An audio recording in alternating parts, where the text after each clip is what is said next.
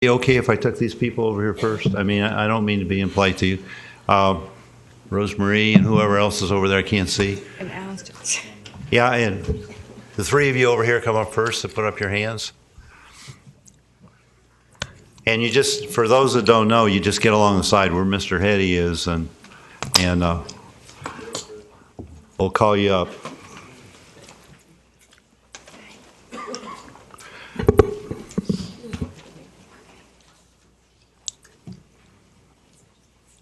Sure.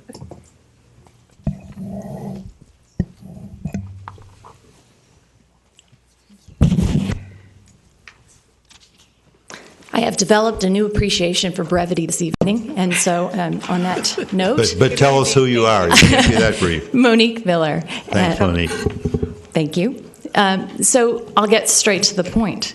I've investigated this subject extensively, and I've learned a lot about All Aboard Florida in the past several months, and I've written a 3-part investigative article, which I've just shared with you about it. And what I've learned is this. I'll start by saying that, first of all, I would never get in the way of free market enterprise in any way, shape, or form. This is not what this is. These people have benefited from subsidies and a number of other kinds of benefits that would not make this a viable option if they did not exist. So they carefully word things to call it not a subsidy. Now, I lived in France for a long time, and the entire time I lived there, I never took a train that said, we're going to slow down and you guys can jump off the train when we get there. All of them had train stations, and we are paying for those train stations with taxpayer money. So if you look at the entirety of the project, it's impossible for this thing to exist without those contributions from taxpayer dollars. The minute that taxpayer dollars enter into the equation, it changes everything. Obviously, not a private company doing private things, it's a private company doing semi-private things. They have the option to apply for subsidies or not. And my concern is that there's been an incredible lack of transparency in this entire process. We are threatening the very livelihoods of everybody who lives in our community over something that hasn't been entirely shared with us, from start to finish. So some of the information that was recently requested resulted in a private citizen being sued by All Aboard Florida merely for asking for this information. And I can't understand under what circumstance that would ever happen if there was nothing to hide. So I think we all have some deep concerns about this, but the biggest concern I have is what I would describe as a bait and switch. If All Aboard Florida or Florida East Coast Industries had come to us and said, we'd like to build another track so that we can haul more freight through your town, all of us would have said, you're insane. But if they'd come to us and said, hey, there's a possibility we're going to bring more tourists to your shores, who on earth wouldn't fall for that and say, yes, would love to talk to you about that? Well, that's kind of how we got this conversation started.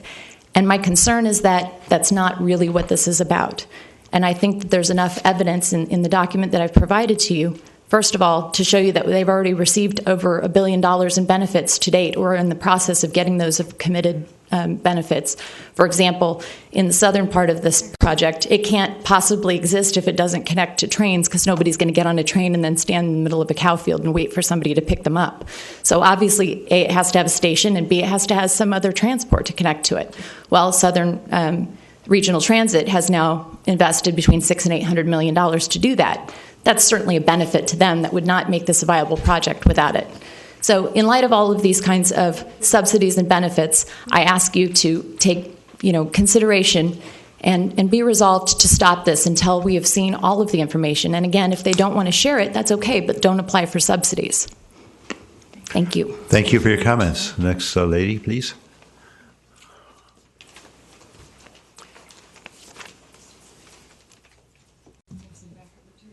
Okay, thank you.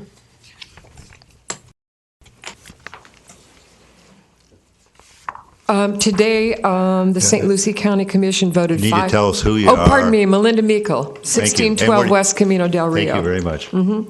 Today, St. Lucie County Commission voted 5-0 against the All Aboard Florida train as a threat to public health, safety, and welfare. I am up here speaking in opposition to All Aboard Florida's Treasure Coast route, as many others are and have joined me. 17 East Coast cities, counties, HOAs, taxpayer associations, emergency responders, and over 15,000 petitioners. Since All Aboard Florida is seeking federal funding, the same critical analysis applies to them as other federally funded high-speed rail projects. Many have been denied funding, and I highlight these below. Congressman Jeff Denham of California, chairman of the Congressional Train Subcommittee, has stopped FRA funding for California high-speed since 2011. He won the argument against high-speed rail with simple facts, consistent delays, missed deadlines, and shortcuts.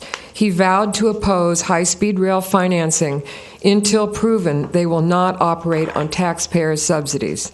California Judge Kinney ruled against the High-Speed Rail Authority when he ordered a redo of the $68 billion funding plan request, accused high-speed rail of failing to identify fund sources, accused high-speed rail of not having all environmental clearances in place. Our federal GAO accounting opposed high-speed rail due to requested funds were not based on complete set of assumptions. They could not trace final cost estimates to source documentation. They could not verify how cost components such as stations and trains were calculated. They found the high-speed rail did not conduct a risk and uncertainty analysis to determine the likelihood that their estimates would be met. Other elected officials at the federal level are fighting against the high-speed rail and winning. U.S. Senator Jeff Sessions of Alabama and Chairman Paul Ryan of Wisconsin were successful in stopping the $6.9 billion California Express West due to the $5 billion to be fronted by the American taxpayer in the form of an FRA loan. Sessions and Ryan also objected to the RIF non-guaranteed loan program, where little or no federal tax dollars would be provided to the project. Instead, the RIF loan would have involved the transfer of billions of dollars, most never to be repaid, once again placing RIF financing on the back of U.S. taxpayers, which seems to be a reoccurring thought with most of these train projects.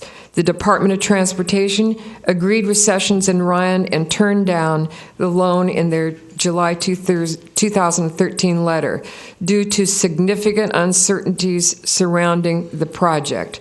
Sessions and Ryan, working on behalf of the taxpayers, concluded, "We are deeply troubled by the prospects of subsidizing another costly, wasteful, and risky high-speed rail project, particularly when our nation is facing a debt crisis that threatens the well-being of the current and future generations of Americans." In 2011, Governor Scott rejected the 2004 billion-dollar stimulus monies for high-speed rail due to his three concerns. Construction cost overruns would put Florida taxpayers on the hook for $3 billion. Low ridership would require subsidies, and if the project was shut down, the state would have to return the $2.4 billion to Washington. The risk far outweighed the benefits. Recently, Governor Scott called on All Aboard Florida and the FRA to request an extended 90-day comment period so the voices of our communities can be heard. Unfortunately, the FRA ignored our governor's request, and even though Governor Scott outlined the high level of concern among residents of the Treasure Coast and the threatened boating industry, which, by the way, I heard them say that some of those bridges would be closed for 55 minutes out of an hour. That doesn't do really well for your boating industry. The Congressional Research Service warns that high-risk taxpayer projects for high-speed rail around the world do not have not earned enough revenue to cover both construction and operating costs, and typically governments end up paying both. The opposition to All Aboard Florida mushrooms by the day as the environmental impact list grows. We strongly urge our elected representatives to take action now. Now, I had a list of 9 things I wanted to see if the council would ask from All Aboard Florida, so we could use these criteria to consider what we're going to discuss after the EIS comes out. For example, All Aboard Florida based their decision to move forward with their project based on 50 million tourists to Florida. Therefore, I was wondering if we could have the information on that survey, along with their findings and ridership analysis. Legally, this is just, All Aboard Florida has just sued to withhold this information. Could All Aboard Florida provide their complete business plan, which we have not received? All Aboard Florida opposes moving tracks west because they own the Treasure Coast right-of-way. Could All Aboard Florida provide a cost analysis for the high liability Treasure Coast route compared to the I-95 and thruway routes, or the shared CSX routes? I might bring up in 2010 stimulus, the corridors that were mentioned were not Treasure Coast, the Turnpike and the I-95 route were the two recommended avenues at that time. Florida East Coast reports that there will be a 30% freight increase. Well, I called Kim Delaney, who was representing FRA, to the Treasure Coast Regional Planning, and we discussed the short and long-haul trains, freight trains, that will be added. Nobody really needs to know or has any criteria for knowing how many and how long, but the long-haul trains, as she discussed with me, can take up to 45 minutes to pass through your community. Now, being from the Midwest, I'm very familiar with long-haul trains. 45 minutes and even longer can happen. So we need to know if that's what they're going to do. Will we have any promise or any agreement with them? So can All Aboard Florida provide these freight traffic specifics, length of trains, and frequency prior to the EIS? All Aboard Florida says high-speed trains will improve Florida's economy. If thousands of cars are removed from our cities and highways, how would this improve our local businesses? Is federal high-speed funding dependent on less than 3 hours from Miami to Orlando? Can All Aboard Florida provide finalized right-of-way leases for Cocoa and Orlando? I understand they've sued against this now. Finalize ticket prices and ridership numbers in advance of the EIS to assure a healthy, non-subsidized bottom line. That's why you want to know it, so the taxpayers don't end up subsidizing and become the stakeholders. So apparently they've sued to withhold ticket prices and ridership numbers, which I find to be sort of curious. So I rest my case, and I hope that we can all get together for this EIS that's coming up, I guess, in the next couple of weeks. Thank you very much for your time. Good evening. My name is Alice Johnson, and I live at 5470 East Harbor Village Drive. I just want to say one thing. I've said it before. This passenger rail will fail. And the reason I say it is there's only two profitable passenger rails in the world. One is in France, Paris to Lyon. One is in Japan, Osaka to Tokyo. The route from Miami to Orlando has nothing in common with those two routes. Our population along the route is 1/12 of what it is along the route from Washington to D.C. to New York.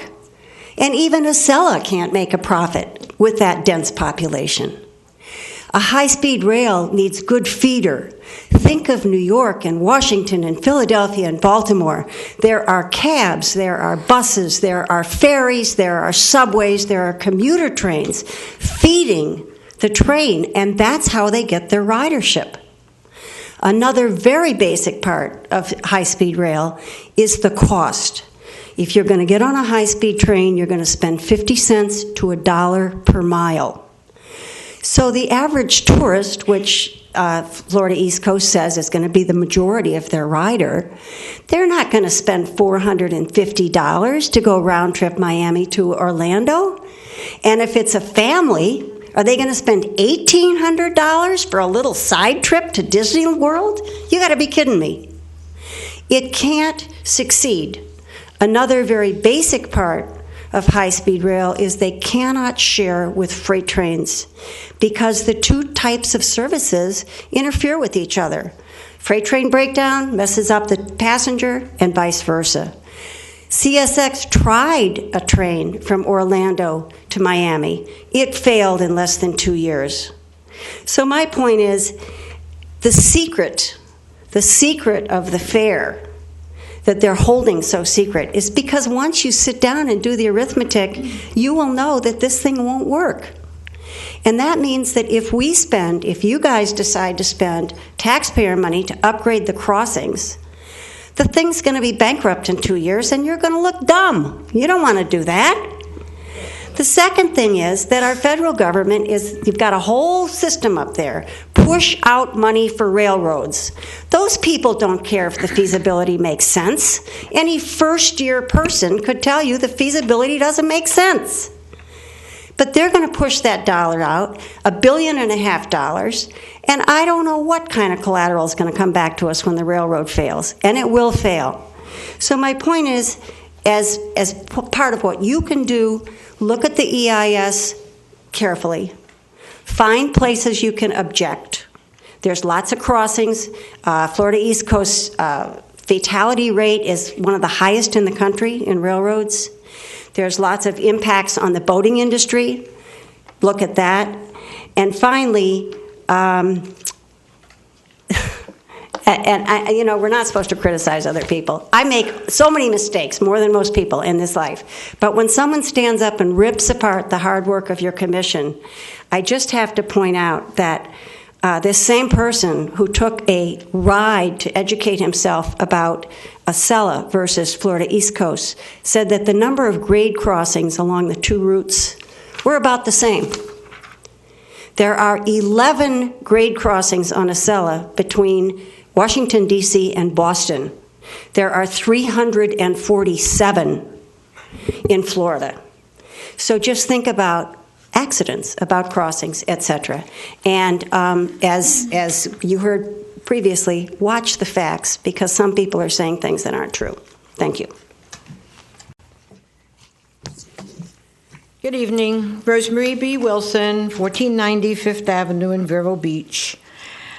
Our old downtown and businesses are struggling to survive. We are now to have 32 trains per day ripping through our community at 110 miles per hour, with Category 3 hurricane force winds twice per hour and a doubling of freight traffic through all aboard Florida's parent company, Florida East Coast Industries. As we know, automobile traffic is going to be cut off from downtown, as will emergency responders and law enforcement units. Independent studies show that properties located within 200 to 1,000 feet from railway operations lose 5 to 20% of their value due to the noise and vibration. Due to this devaluation, the millions that have been invested in the city of Vero Beach will be for naught. Studies show that the sell-off begins in advance before the first new track is being laid. The ripple effect is felt throughout the community. The general public has not changed. Over 18,000 signatures people have signed a petition in opposition to All Aboard Florida. But you should know that the transit-oriented development is the new name for 750, all part of the transportation housing package that you already voted down. The plan has not changed, only the name. Now 750, or transit-oriented development, is being ushered in by All Aboard Florida. That works hand in hand with the Department of Transportation and the developers. This transit-oriented development plan is available on the 750 website, 140 pages, co-authored by Treasure Coast Regional Planning Council's rail specialist, Dr. Kim Delaney and Michael Busha, treasurer for the Congress for New Urbanism, who works with the developers Andre Duani and Victor Dover. Downtown merchants are clinging to the misconception that All Aboard Florida will bring prosperity to their businesses. They had better read the contracts that 750 writes and note that they will change ordinances and planning and zoning to mandate new building codes that the locals will not be able to afford. Transit-oriented development is boilerplate pre-planned development. Distressed properties will be bought for peanuts, demolished, and replaced. Thank you. Thank you very much. Mr. Hetty, I believe you're next. Yeah, first of all, I want to apply for one of those devaluations, because if you devalue my property, my home, you devalue it by about $100,000, I'm going to pay a lot less taxes. So anyway, wherever you make application for those devaluations, I want one of them. And maybe I'll get lower taxes. At the very beginning, we had a prayer, and we talked about the gentleman talked about wisdom. Right at the very beginning of the meeting, Albert Einstein kind of talked about that too, and he compared stupidity with genius. And there's a difference. The difference between stupidity and genius is that genius has its limitations. Anyway, negative railroad. The county voted 5-0, health, safety, all these issues. Amelia, you're from an old VERO family, third generation, whatever. You're from an old VERO family. And I know that Mr. Fletcher knows Charlie Gifford, who lives over on Vero Beach Avenue, over in the same area of town that Mr. Fletcher lives in. Anyway, Mr. Gifford's great-great-grandfather was the first permanent resident here in Vero Beach. And Henry and Sarah, in fact, they named VERO. It wasn't Vero Beach, it was just VERO in those days. They added beach to get the Yankees down. So if you want to blame somebody for me being here, you can blame the Gifford family. But anyway, the speakers have talked to you about some of the facts not being true, and I can show you, and I know people question it, but I can show you where Acela purports, anyway, to be very profitable. And some of the other things, you kind of lose me with some of the exaggerations. And the train is going to cause Category 3 hurricane winds down through downtown. Governor Scott turned down the Tampa to Orlando one. He did. But Governor Scott also supports this one. And I think if you look at some of the connections between Governor Scott and the people, that it's interesting looking at some of the connections. Someone spoke to me and said, "Brian, I didn't know that you were in favor of the rail. You seem to be defending the rail, and you." I'm not defending the rail. I'm pointing out some other things. I came up to this podium one time, and this is 10 years ago, and a citizen was being shut down, and I leaped up out of my seat and came to the podium, and before the police were successful in removing the individual, I had my say at the podium and basically diffused it, and the citizen was allowed to speak. After the meeting, the citizen came up and said, "Brian, I didn't know you were one of my supporters." I said, "I'm not. I think you're a nutcase. But I will absolutely support your right to come to the public podium and be a nutcase. You can do whatever you want. I mean, you have a right to speak." And the same thing holds true at this meeting. And earlier in the meeting, shutting down the citizen because you didn't agree with him, Mr. Mayor, was something that's going to get you sued. And thank you, Pilar, for jumping in there and helping on that one. The spokesman for All Aboard Florida said the freight's still going to blow the horns. And I talked to you earlier about the presentation that I had. Tammy pointed out that I asked 3 times or 4 times at one meeting, and then I put it on the agenda. That report was never given, by the way, to the committee. It was never given because they took a vote on the presentation they gave you tonight. They took a vote to approve that report prior to several other things on the agenda, including my report. And then, as soon as they approved the report, they made a motion and approved a motion to adjourn. And without ever giving me the opportunity to present anything. And that slideshow would show some things, and I'm not gonna bore you with it. In fact, I might as well throw it away because nobody has any interest in it anyway. But there is a right for citizens. It's not a right for me as a committee member up there to give a report because the chairman runs the report. But as a citizen, you have a right to approach this podium. As a citizen, you have a right to give your opinion, whether you happen to agree with their opinion or not, Mr. Mayor. And my opinion stands on this railroad. I'm not supporting the railroad. I'm just telling you, you need to stop ganging up on the railroad. You need to stop taking positions and spending public money to try to stop something that's going to happen anyway. Just tell them to put it in safely and let them pay for the safety measures. It shouldn't cost the Vero Beach taxpayers anything at all for All Aboard Florida to go through Vero Beach. Ma'am, would you come forward, please?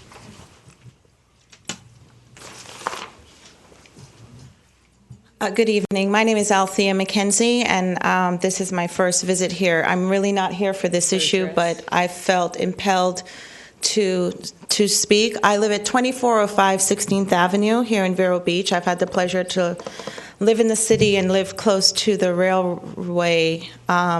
I wake up at the 4 o'clock alarm that comes through. I've kind of conditioned myself. That's when I wake up. The reason I wanted to speak is because I'm listening to the conversations and I'm hearing misinformation. To Mr. Roberts, you had mentioned about the railroad. The railroad, when it came through under Mr. Flagler, was not a pleasant time at all in U.S. history. It did have a lot of opposition, and railroad barons did exactly what All Aboard is doing now, which is completely disregarding the needs of anyone else and making sure that they put in the infrastructure that they needed for their benefit. So to have that comparison, also, we built the town around the railroad. This is the opposite. The town now exists, and the railroad wants to expand around us. And in the AIS report, you mentioned that it covers air, it covers all these different components, but it never addresses people. This is not just about impact on the air quality, and it is going to impact people. And I just want to, we don't want to create fear, and I will like to commend Vero Beach for taking the lead on this. Your city council was the first to have a commission that really addressed this issue and said, let's wake up and realize what's happening. But the reality of it is that we have school buses that we're going to have to reroute. We have 3 groups of children that we have to transport in the morning and the evening. The reality of a train passing through here every 25 minutes will change the dynamics of Vero Beach. It will literally change Vero Beach into West Vero and East Vero. People are not going to want to cross the railroad to go to West Vero to do business. They are going to get nervous. They're going to want to stay on the east side of town. This has long-term quality of life effects for the residents here. And it's imperative that we look at alternatives. The fact that this railroad has to build a corridor from Orlando to Cocoa, those costs need to be looked at as alternative.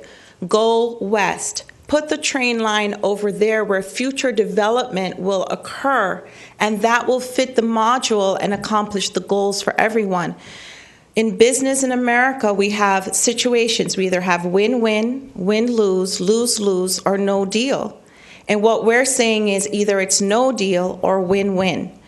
All Aboard Florida can go west to where it will accommodate the needs of what they're trying to accomplish and future development in 2030, 2050, or whenever it is that everybody in the world wants to come to Florida can wrap themselves around that railroad.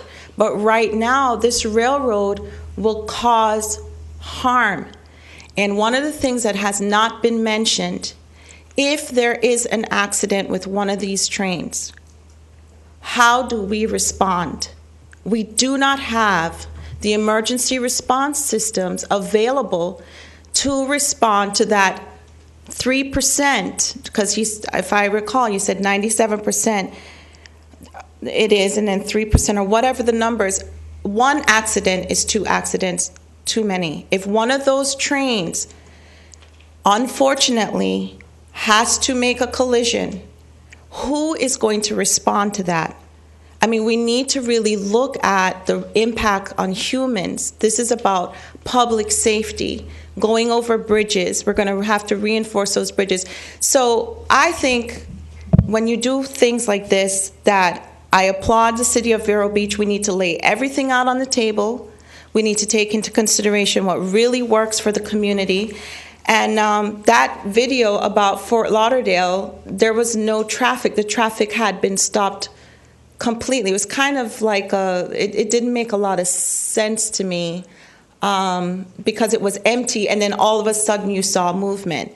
Movement happens all the time. We are going to interrupt ourselves twice every hour. It is going to change the way we think, the way we move, the way we drive, the way we do transportation for every single person. Seniors cannot afford to be delayed at a train stop in case of an emergency. We may have to get together and consider building a hospital out west, because it's going to have such an impact. So this impact study, even though it's going to provide information, it does not provide quality of life results. So I again applaud you and for taking the lead in this, and I hope the County Commission and everyone else will get on board as well. Thank you. Thank you. Ms. McKenzie. Mr. Daig? Thank you, Mr. Mayor. Again, Ken Daig for the record, 1846 21st Avenue, your high-speed rail chairman.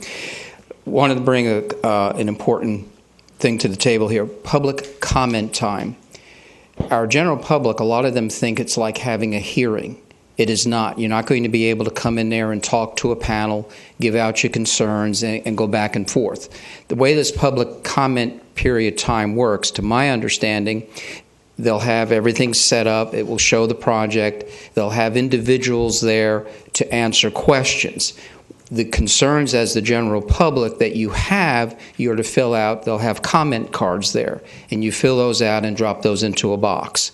Now, with that being said, there's going to be an avenue there for what you've heard from many concerned citizens today, and there are citizen groups out there. What I am going to say to them, citizens groups, you need to put together your thoughts in writing. You need to make up your packets. There is going to be an avenue that you can submit your packets to the FRA so they can take a look at it with your concerns. Also, a lot of these individuals that have addressed our commission, have addressed you all, they have done quite a bit of research on their own. Now, yes, it is a lot of folks out there on their own. What I'm going to recommend to these folks is cite your sources. Let these folks in Washington that are going to be reading your comments, let them know where you got this information from. If it's a particular site, if it's even an FRA site, let them know. Just don't say, oh, we don't like the train, or it's going too fast, or it's going to hurt us. Put down there where you got your thought process from. And that's what I could recommend to citizens groups. Now, when the study comes out, it could come out here in the next few weeks. The public comment time will move very quickly. I would recommend to the citizen groups, get your ducks in order, because when this comes out, that window of opportunity will close quickly. So just remember that. And on one other thing, I'd like to say thank you to Mr. Roberts. He has been our guest. He has come in. He's answered our questions to the best of his ability. The questions he could not answer, he would tell us. And some of the questions that I asked, sometimes he would just tell us no, but he did answer the questions. But he's been very helpful where he could be helpful to us.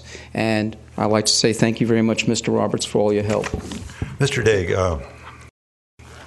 railroad at all, and I'm sure there's others up here that feel the same. I agree with you on the EIS comment because 2 years ago when there was a presentation in Fort Pierce early on, I went to it and it was a series of booths around the room. And there were people that had talked to us there, and Mr. Roberts was there, I do believe. And there were some vice presidents of the railroad and so on. It doesn't seem like a format that will get us to where we need to get. I would encourage people after they go to that forum, whenever it is, to come to your commission, and if it's agreeable with City Council, once the EIS study comes out, I think it would be appropriate for your group to tell us what you see, and the EIS study is your next step. Ms. Turney, do you think that's appropriate, or what do you think? Mr. Kramer? In other words, there's going to be a room with a bunch of stuff in it, and there's going to be something learned, and there's going to be a chance to say something to the government, the federal government. It would seem like that we would need to hear from you after that, to me. Yes. Mr. Fletcher, I don't know.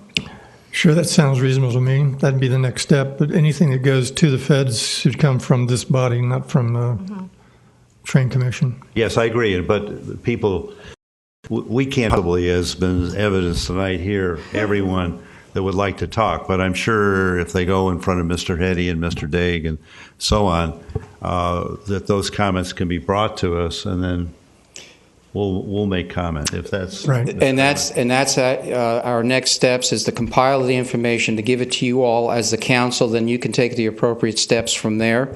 And as I stated a little while ago, I do have an appointment to get with the county attorney. As you know, and reading in the papers, they've hired legal counsel to help with this situation. So I will do the follow-up. But I want to mention, what I think we're interested in is once the EIS is out. Yes. What does it say, Thanks and for what your should we work, be Ken. concerned with? I have all sorts of concerns, but tonight's probably not the time for them. We'll wait to the EIS. And I understand there's a lot to it, and as if you went to our website that you've allowed us to have, or web page rather, you see all the materials that are up there. And it has been helpful, you allowing that web page to be there as a council. Other counties, other cities, people here within our community have been going on there utilizing the information that's up there. And what we have basically is there's something there for everybody. Thank you. Thanks, Ken. Can we move on to Mr. Jason Redmond, Heritage Sports Park, would like to discuss having a lease for Michael's Field. And gentlemen, I'm sorry for the 2 hours it took to get to you. I apologize. No problem whatsoever. Good evening, ladies and gentlemen of the council. My name is Jason Redmond, lifelong resident who currently resides at 2538 12th Square Southwest. Electricity, high-speed trains, and now sports. Reality at its best, huh? Listen, I live my life in three ways. Number one, Lord Jesus Christ and His Word. Number two, a life built for others and my family. And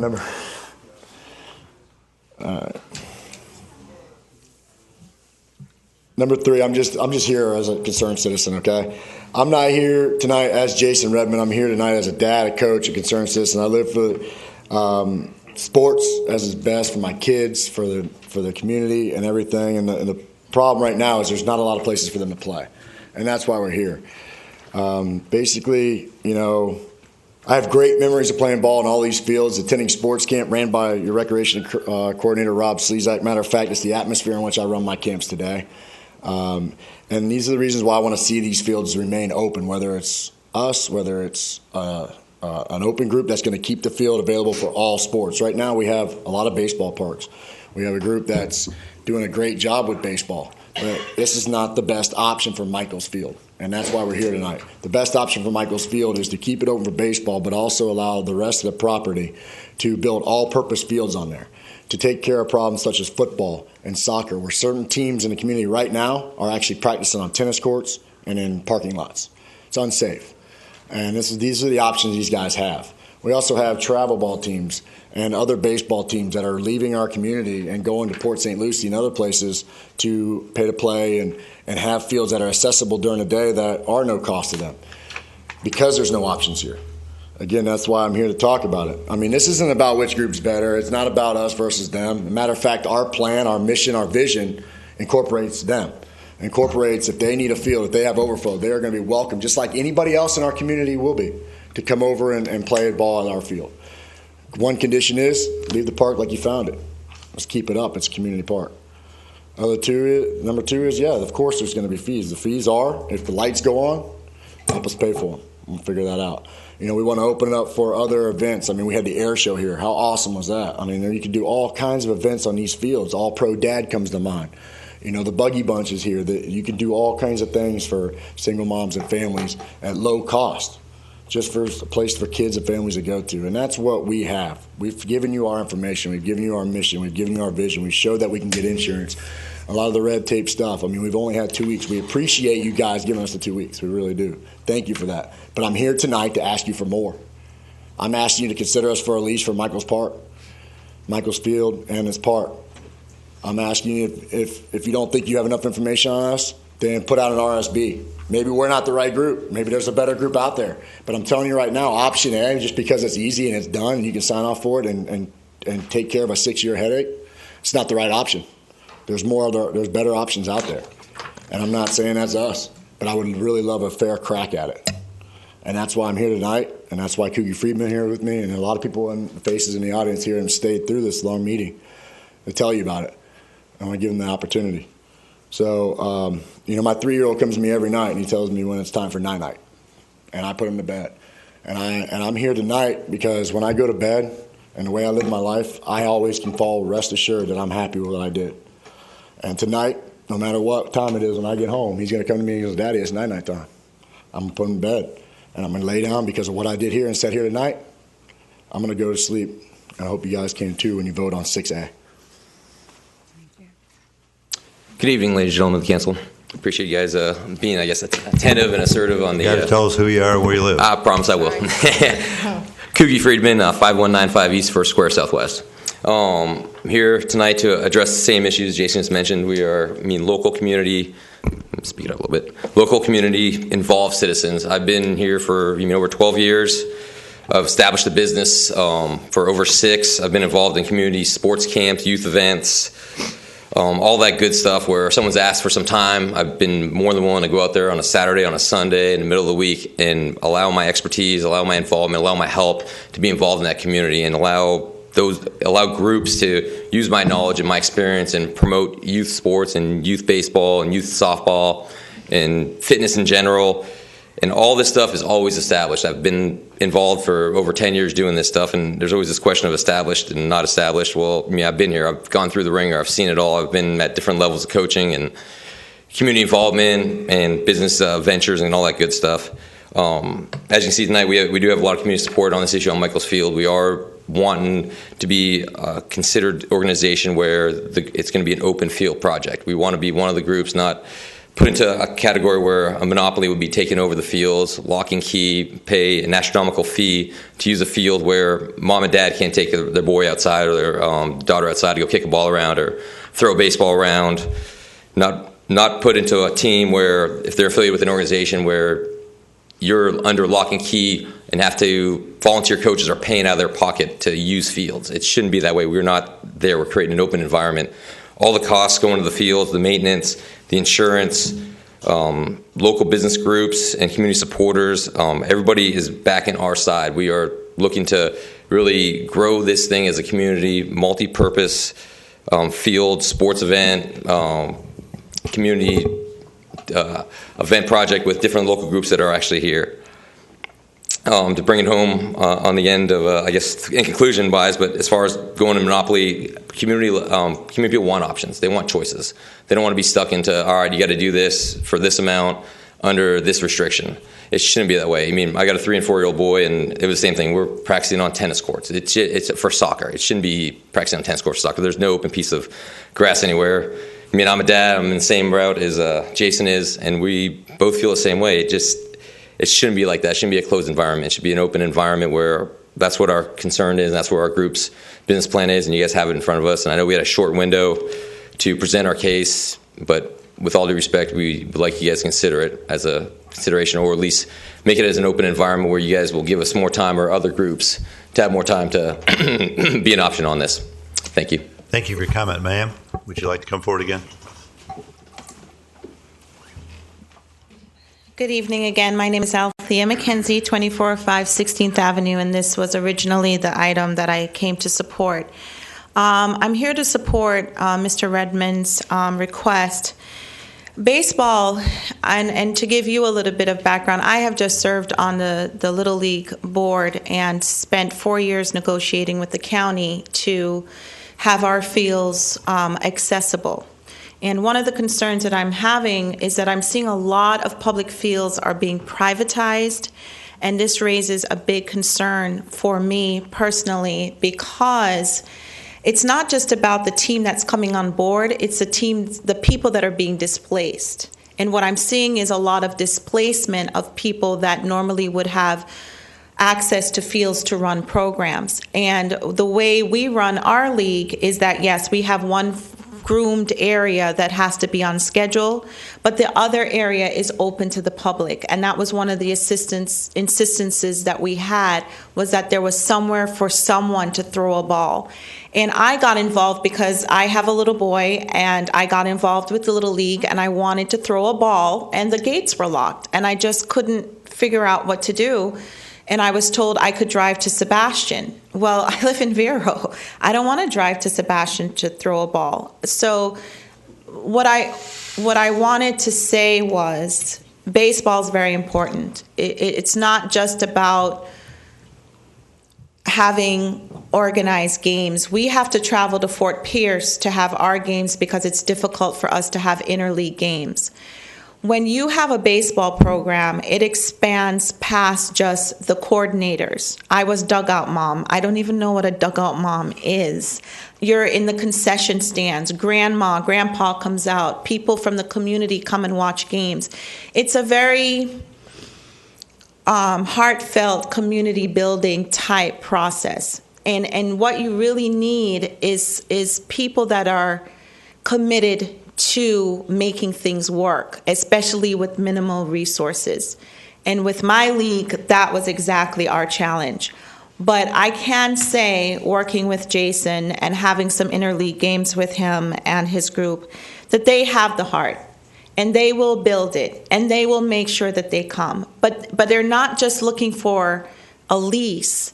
They're looking for a place that they can care and nurture and love and take care of the field.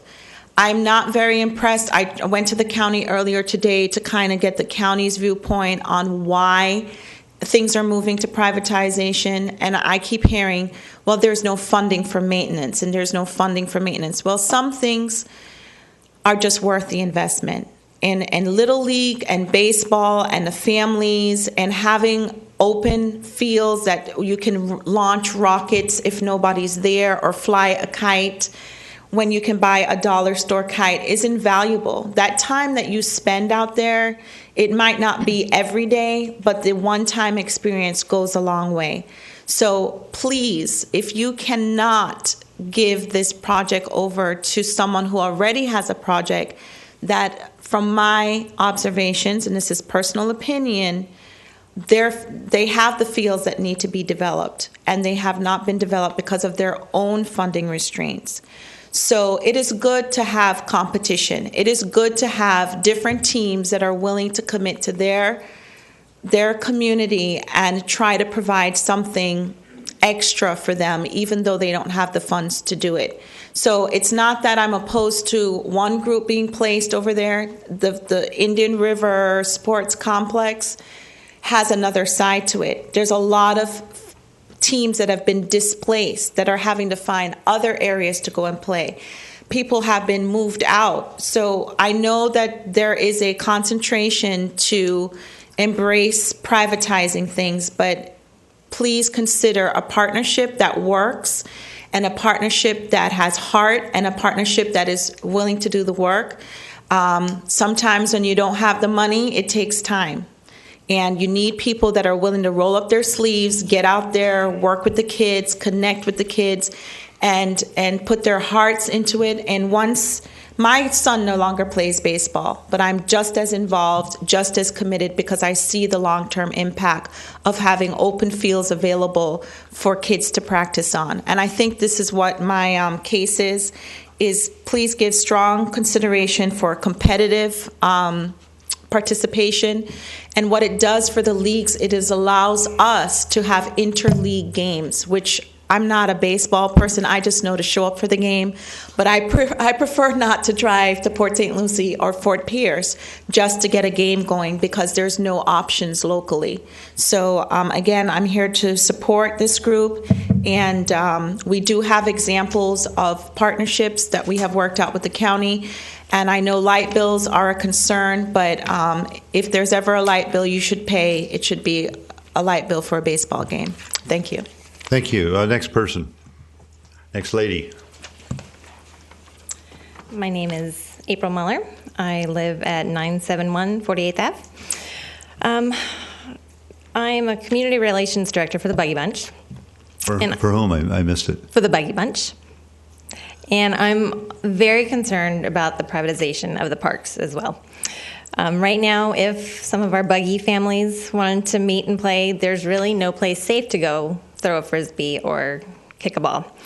Right now, unless you're part of a travel baseball team or other sport, you can't get onto a safe, grassy sports field to play. So I'm here to respectfully ask you to vote no to Indian River Sports Complex lease on Michaels Field. My kids are teenagers now, but because of my involvement with the many young families of the Buggy Bunch, I have an even bigger interest in park options. We need a park designed for play, which is open to the public. And the Heritage Sports Park Group, Jason Redmond, plans to offer that. I believe that the public is much better served by a multi-sport facility that is open to the public than another fee-based baseball facility. We have kids in this town that need a safe grass field to play on. I'm disappointed that although we do have a few nice parks for small children, there is nowhere for them to go and run around and play as they get older. And it's my understanding that Indian River Sports Complex intends to charge for use of Michaels Field the same as they do at the other fields that they currently hold a lease on.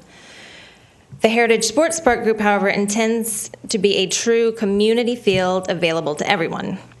And I don't know if you saw my son's cute little face in the window with his baseball hat on, but we already have local baseball teams driving down to Lakewood Park in St. Lucie County to practice on their fields because doing so costs less and the fields are nice. So I want to see Michaels Field used by kids and their families, not just by travel baseball teams because that's too narrow a use. And I want to see families out kicking a soccer ball on the open grass and kids getting together to play in groups, after church, things like that, like I did growing up. So I'm asking you to please not only vote no to the lease on Michaels Field, but give the lease to this property to the Heritage Sports Park Group so that it can be a true community park that benefits all our families. Thank you very much. Sir.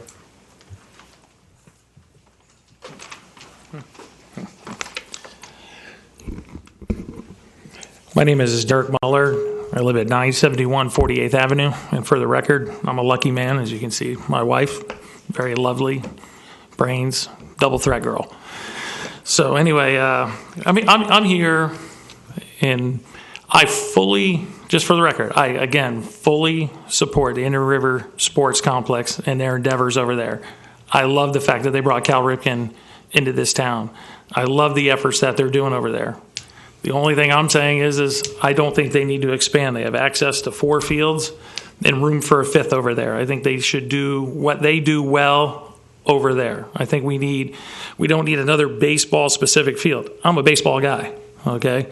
If you listen to my radio show or you listen to the articles that I write in Inside VERO, I'm all baseball. I'm baseball. That's me. I love those guys. I love what they do over there. I just think we need a multi-purpose facility that covers baseball, soccer, lacrosse, anything. Kids want to throw frisbee. That's what we need, and it's volunteer-based, open to all. Now, I know that this went through the pipe. You have a lease. You had a lease 2 weeks ago, ready to go. This was going to be put behind you. I mean, this was, we got this deal done. We went through all the red tape. We got it done. Okay, I would say November 7, 2013, we wrote an article, Nowhere for Kids to Play, in the paper. talking about the privatization of the fields. We even commended these guys because we said, unlike the lacrosse group that got a $2.3 million facility handed to them brand new, these guys are taking over the 20th Street, 16th, whatever it is, whichever way you want to call it, is they're taking over that park and they're renovating it with their own funds. So they should be commended for that. I mean, I just think they need to concentrate there, not get spread too thin. We need this part for a variety of reasons. Again, there's no place. Recreation football teams, 18 teams last year, nowhere to practice, 0 places to practice. So they're going to have that. Soccer people that are on the barrier island in this town, South VERO, have to go all the way up there up to the Hobart, up to the Indian River Soccer Association fields if they just want to have a practice. Things like that. These are bigger needs than just this. I think, the white elephant in the room is really Little League. I think there's some underground feeling that they want to get Michaels Field and they're going to bring back Little League. I think if you ask them on the record, they say they have no plans to bring back Little League. We don't need a civil war in baseball politics. You think it's bad up here? Get into baseball politics. Okay, so I don't think that's going to happen. And I would not be behind these guys at the hair, over here because I'm a Cal Ripken guy. I love what they're doing over there. I'll fully support them no matter which way this goes. But I'm just going to ask you to not do the easy thing.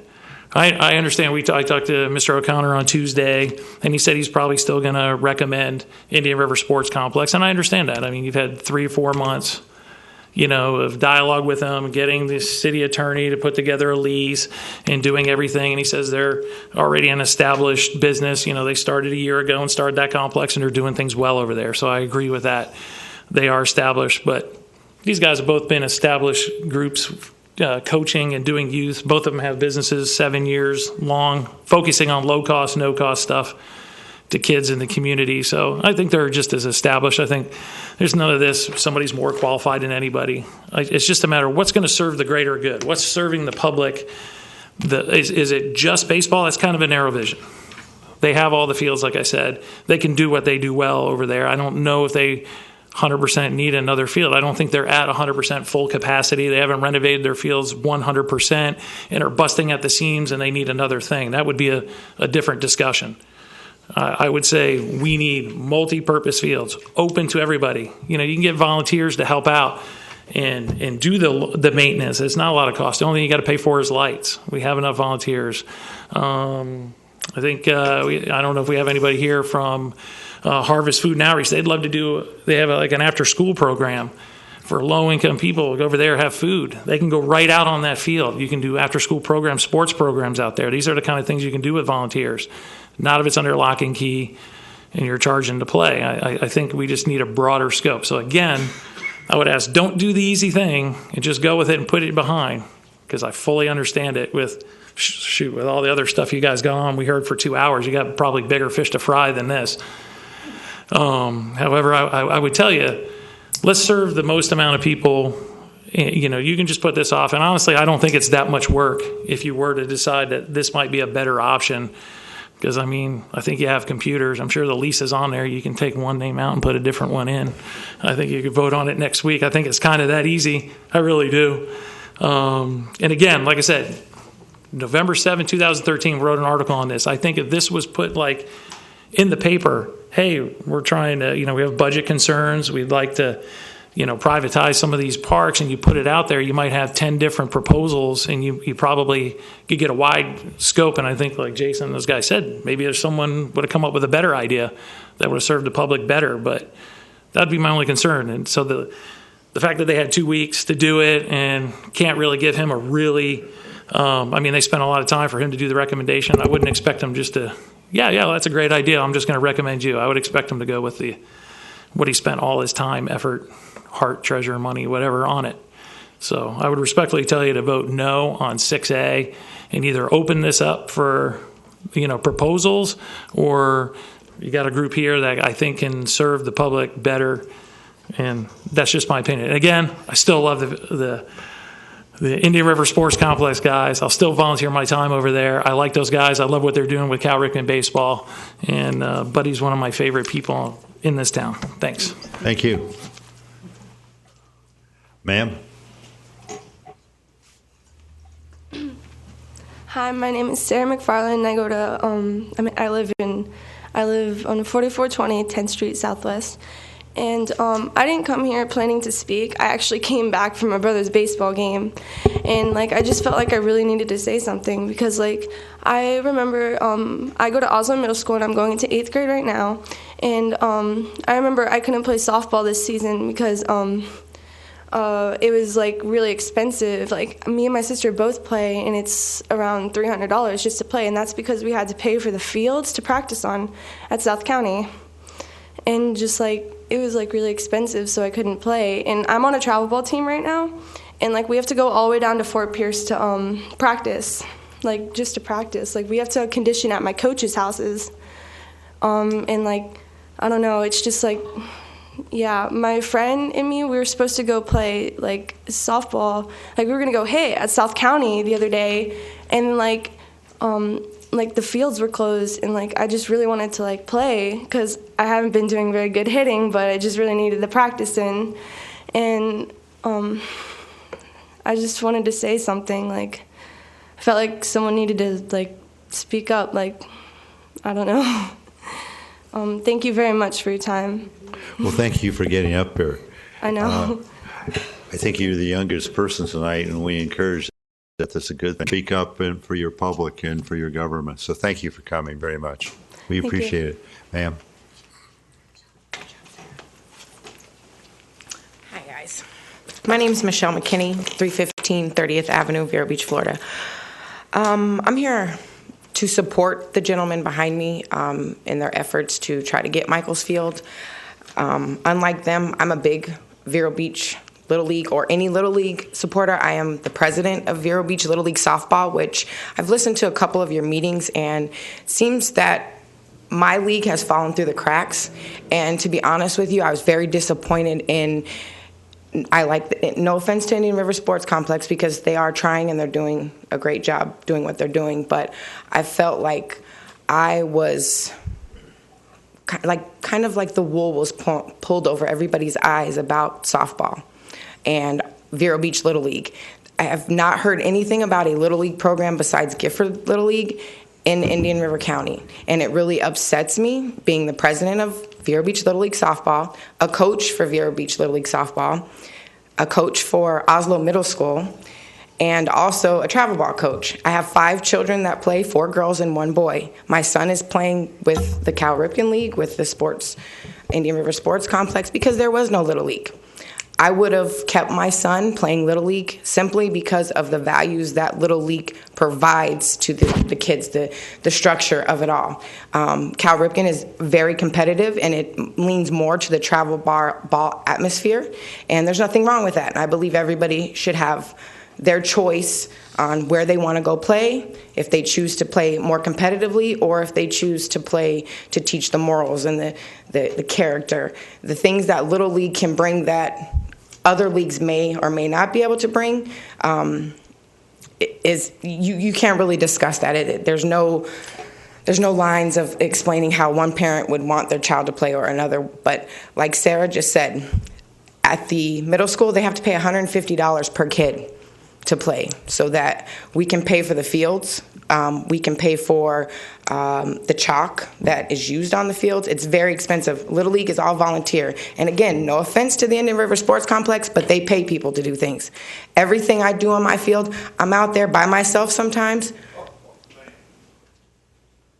I'm out there sometimes by myself doing things. Sometimes I have the help of my board members. We currently have 9 board members to run our Vero Beach Little League softball field.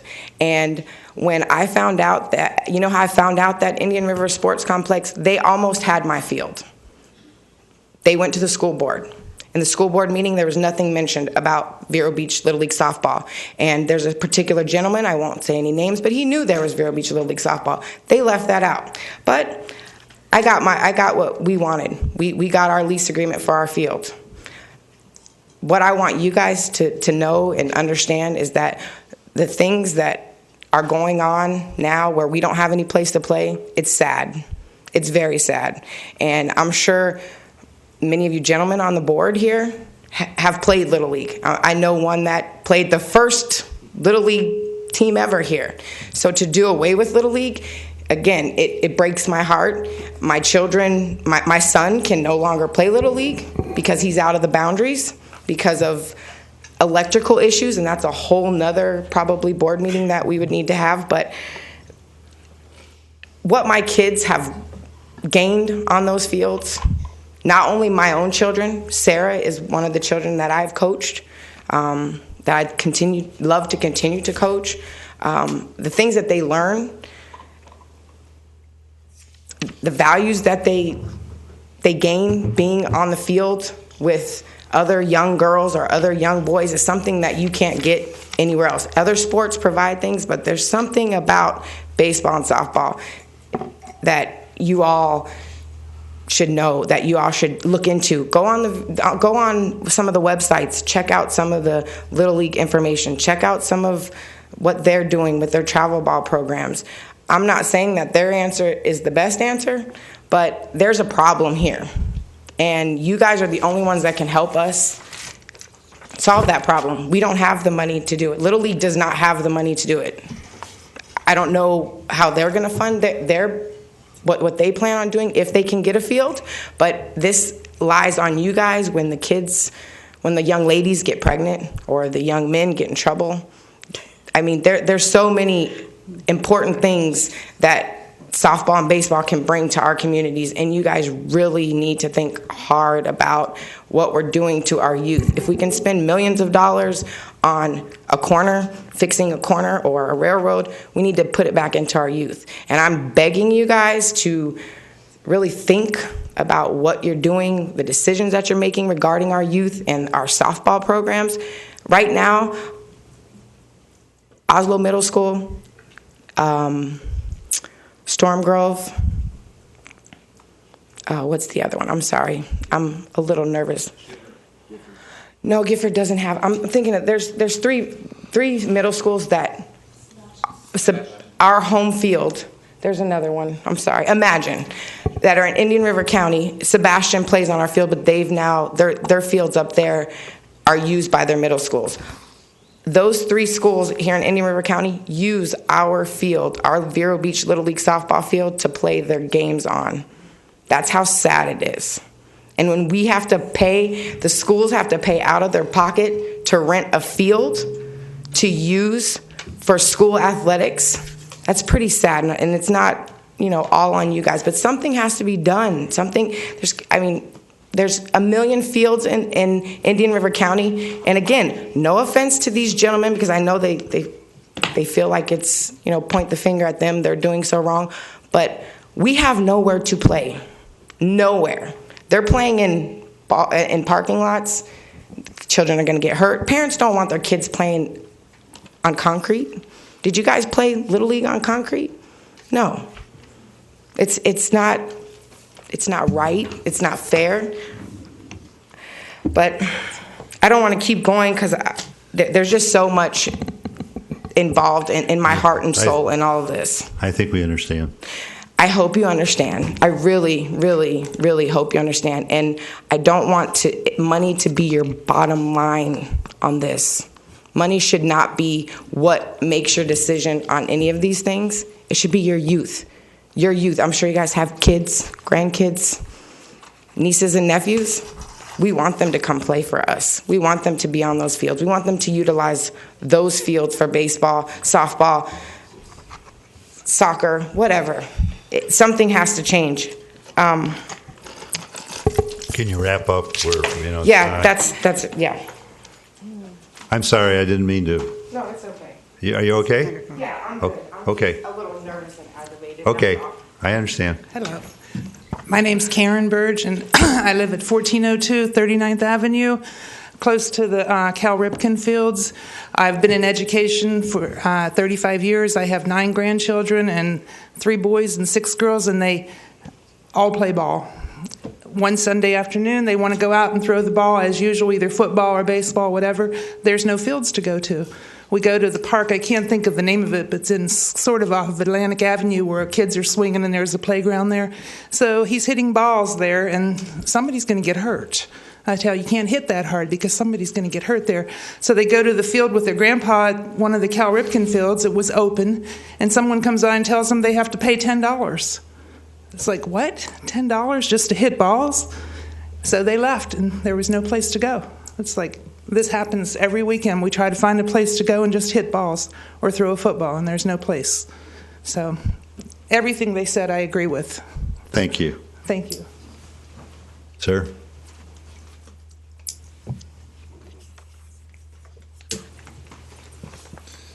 Good evening. My name is Charles Brown. I live at 690 23rd Avenue. And please forgive me, I'm not a public speaker. I'm just a baseball coach. That's what I do. That's what I do. I'm a lot like Jason. I'm a lot like Coogie. I'm a lot like Buddy Young. And I'm a lot like Chris Thompson. They have the field. That's great. It gives them a place for their teams to play. I coach against their teams. I've been coaching high school baseball for 13 years. I've coached travel baseball for 8 years. 75% of the kids that I have coached have come from the Indian River County area, just like the kids that Buddy has coached on his travel ball teams. I'm not here to talk against them. I'm not here to talk against these guys. What I'm here to say is, and please forgive me if I can't get through this, I'm going to talk about my best friend. Okay? I'm originally from Fort Pierce, Florida. Sorry. I know there's bad words in Vero Beach, Fort Pierce. You know, growing up, you had Central and against Vero, that big rival and all that. I'm here to talk about my father. My father was a sports guy in Fort Pierce. Yes, he had control of fields. He coached. He was a president of Babe Ruth. He was a president of Pop Warner football. He gave the kids places to play. Number one, what my father did was give the kids a place to play. Like the Indian River County, I guess it's Indian River County group, is that what it's called? I'm not even sure what it's called. I came tonight because I got a text on my phone about the meeting. Number two, what my father did is what these gentlemen here try to do. I've actually sat with my father all day long at Babe Ruth baseball sign-ups, sitting there sweating my butt off, and excuse me for saying that, hungry, and my dad would not feed me because at one point during that day, he knew that a kid was going to come up who couldn't afford to play. So he would pay for that kid to play. I can remember getting home at night at 9 o'clock, 9:30 at night, because my dad would load the back of his truck up and take kids home because they had no ride. So, Dad, I love you. He died 4 years ago. I'm sorry. But I don't even know her name. I just met her tonight. Okay? She is, the president of softball. She had the biggest thing to help her out with you guys in her hand. And she had so much emotion, she forgot to tell you. Girls softball in Vero Beach, and I'm not a softball coach. They have nowhere to play. They have one field. But she has a lease from the Indian River County School Board that says her lease is the west 20.75 acres of Track 14, which sits behind, what school, guys? Rosewood. So not only does she have the girls' softball field back there, she also has Thompson's field. Is it Thompson? Mm-hmm. See, forgive me because I'm not real big on the parks. She also has Thompson's field, which I do believe is in the lease to go to the Indian River County. So before you make your choice, I think you need to look at her lease that she has with this Indian River County School Board on that field. Okay? Thank you for your time. Thank you.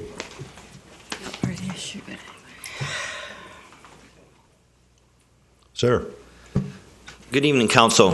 Mike Urick, and I'm at 45th Court, Vero Beach.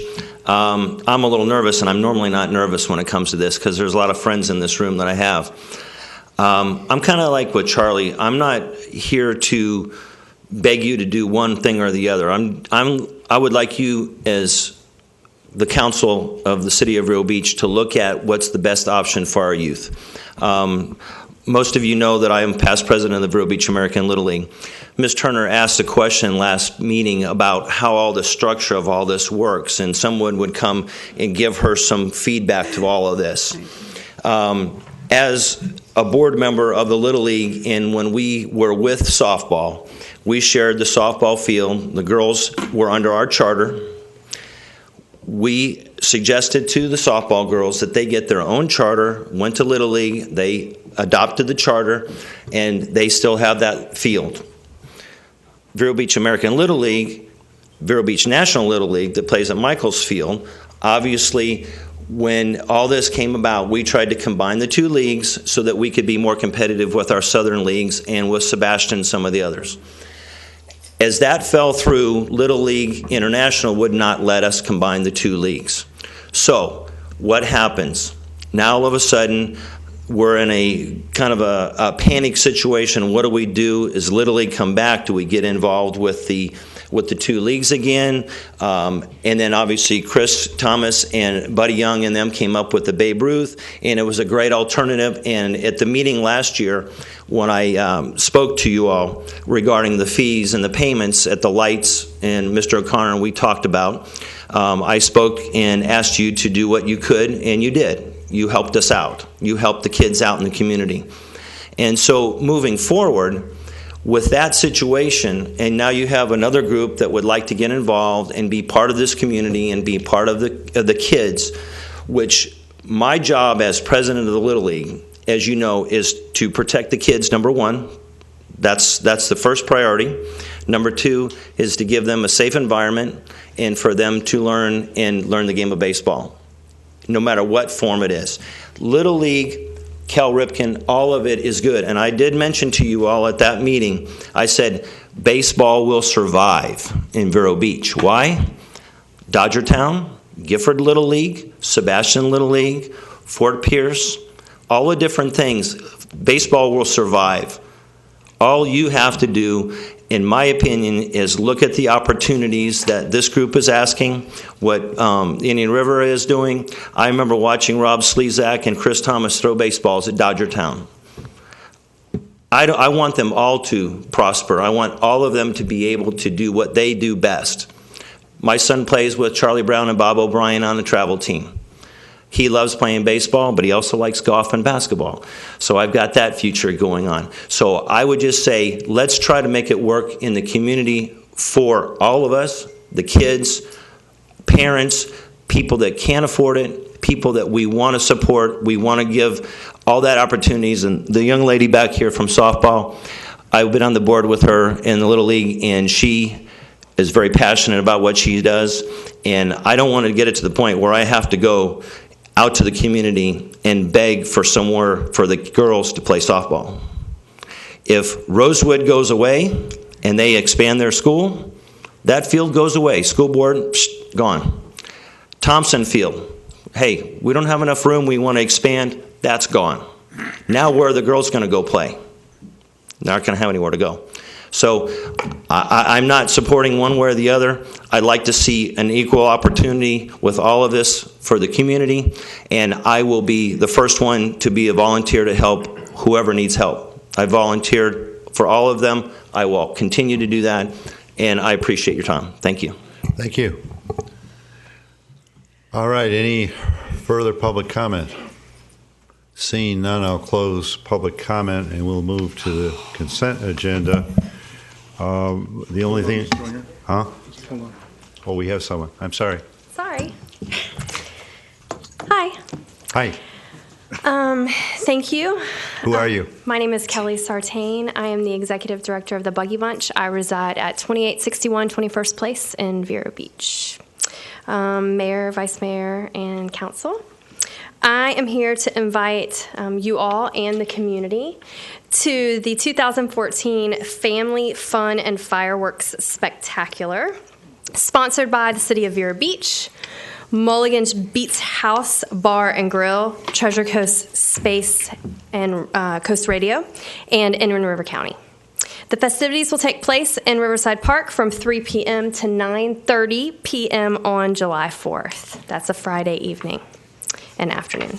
Activities will include, but are not limited to, Crooked Creek on the main stage, American Idol finalist Kristen O'Connor, the Fireman Express train, crafts, fireworks at 9 p.m. So hopefully you guys can attend the event.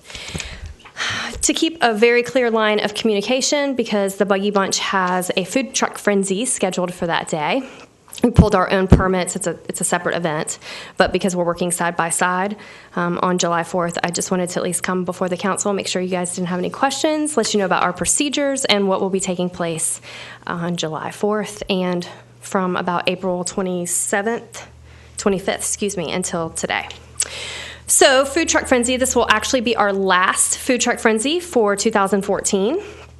This decision was made to make sure that we are supporting local business. We want to make sure that we don't take away from local business too many times throughout the year by having food truck vendors come in from other parts of the state. So we limit the amount of events that we have. So this will be our last event for the calendar year. Food Truck Frenzy Independence Day will begin at 3 p.m. and end at 10 with a break at 9 for fireworks.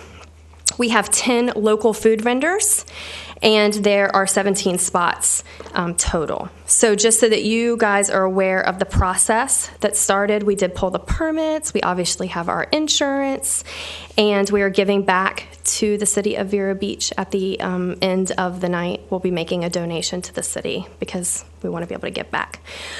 First of all of the vendors are licensed and insured, so we have checked for that. On April 25th, which is when this process began, we started this particular event by only inviting local vendors. So we did this by making an announcement to all of our local businesses, restaurants, food vendors, food trucks, trailers, etc.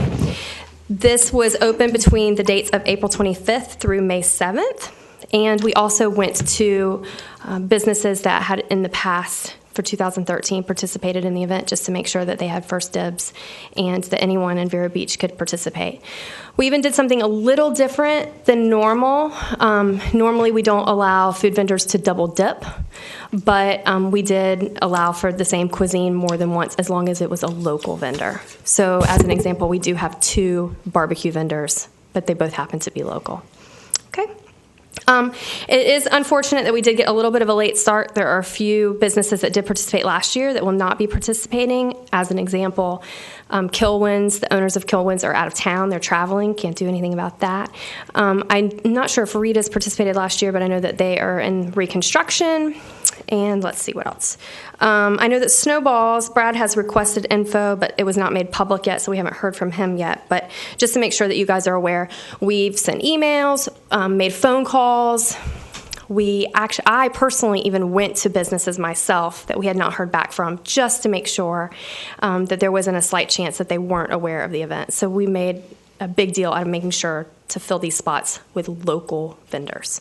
All right, let's see. So after May 7th, which was the local deadline, we opened it up to other vendors throughout the state of Florida. And because the event usually brings in about 15,000 to 20,000 people, we want to make sure that we don't have a Food Truck Frenzy 1 problem with, a quarter of a mile lines, which everybody thinks funny except for me.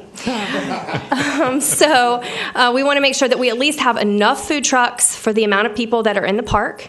And like I said, we asked everybody in town to participate, and we got 10 food vendors to participate. We have to have more than 10 food vendors. So we found those in other places. Also, let's see here. Just to make sure that you guys are aware of our Buggy Bunch policy, again, this is a Buggy Bunch event. We allow anyone in the community to know the list of food vendors that are participating 20 days prior to an event, so not earlier than 20 days. So those food trucks will actually be announced tonight on our Facebook page. All right, so this is the last Food Truck Frenzy for the year of 2014, which I already stated. And so that no one asks me later and it's on the record, I just wanted to let you know again why, and it's just to support local business. We believe that we've done a few things over the past 14 months to really support local business in our community, to provide fun, safe, family-friendly events that are clean, and we clean up afterwards and leave the parks nicer than they were when we got there. Also, it has given a few small businesses, I'm really excited about this, an opportunity to really launch, it was a platform really to launch their business. So I look at Wild Time Catering, and they opened up Chive in downtown Vero Beach, and that was all, a lot at least, because of Food Truck Frenzy. I spoke to them today, and just to make sure that was true. Also, I know that Bono's was transitioned from Bono's to 14 Bones, and he was able to really get the word out with thousands of people at one time. All right, let's see what else. We were able to partner with local nonprofits and community groups, the Buggy Bunch, Vero Beach High School, cheerleaders and baseball team, Charter High School, Main Street, and much more. And then this is really important. This is the last thing that I'm going to say, but I want to make sure that I'm very clear about this. And we haven't been very candid about this, and I want to make sure for the record that we are. When the Buggy Bunch, when I and Kim Cushman, our director of programs, decided to go with the idea of a fundraiser for Food Truck Frenzy. In the process of doing our research, which was just to eat everywhere from here to South Florida, it was awfully fun. We realized that there are certain things as food truck promoters.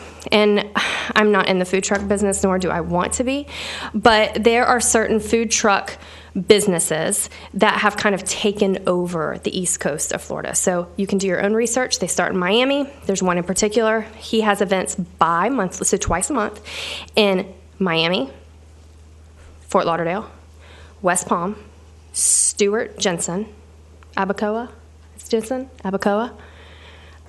Port St. Lucie, and Fort Pierce. So we knew through our research, we learned really quickly that there was a date on the calendar in Vero Beach for this person to move in with his for-profit company, and had plans to have a Food Truck Frenzy event twice a month in our community. That would have killed our economy. It would have killed it. I mean, we have people that complain that we do it 3 times a year. It would have killed our economy. So I want you to know that one of the things that we really pride ourselves on is supporting local business. We're a moms group. Our mission is to serve moms and their families, and we'll continue to do that. But right now, we are going to continue to encourage our moms and our families to support our local economy and to support our local business. We won't continue to do Food Truck Frenzy events, but I do think it needs to be on your radar that there are people that might be trying to make their way into our community, and twice a month is just going to kill our local business.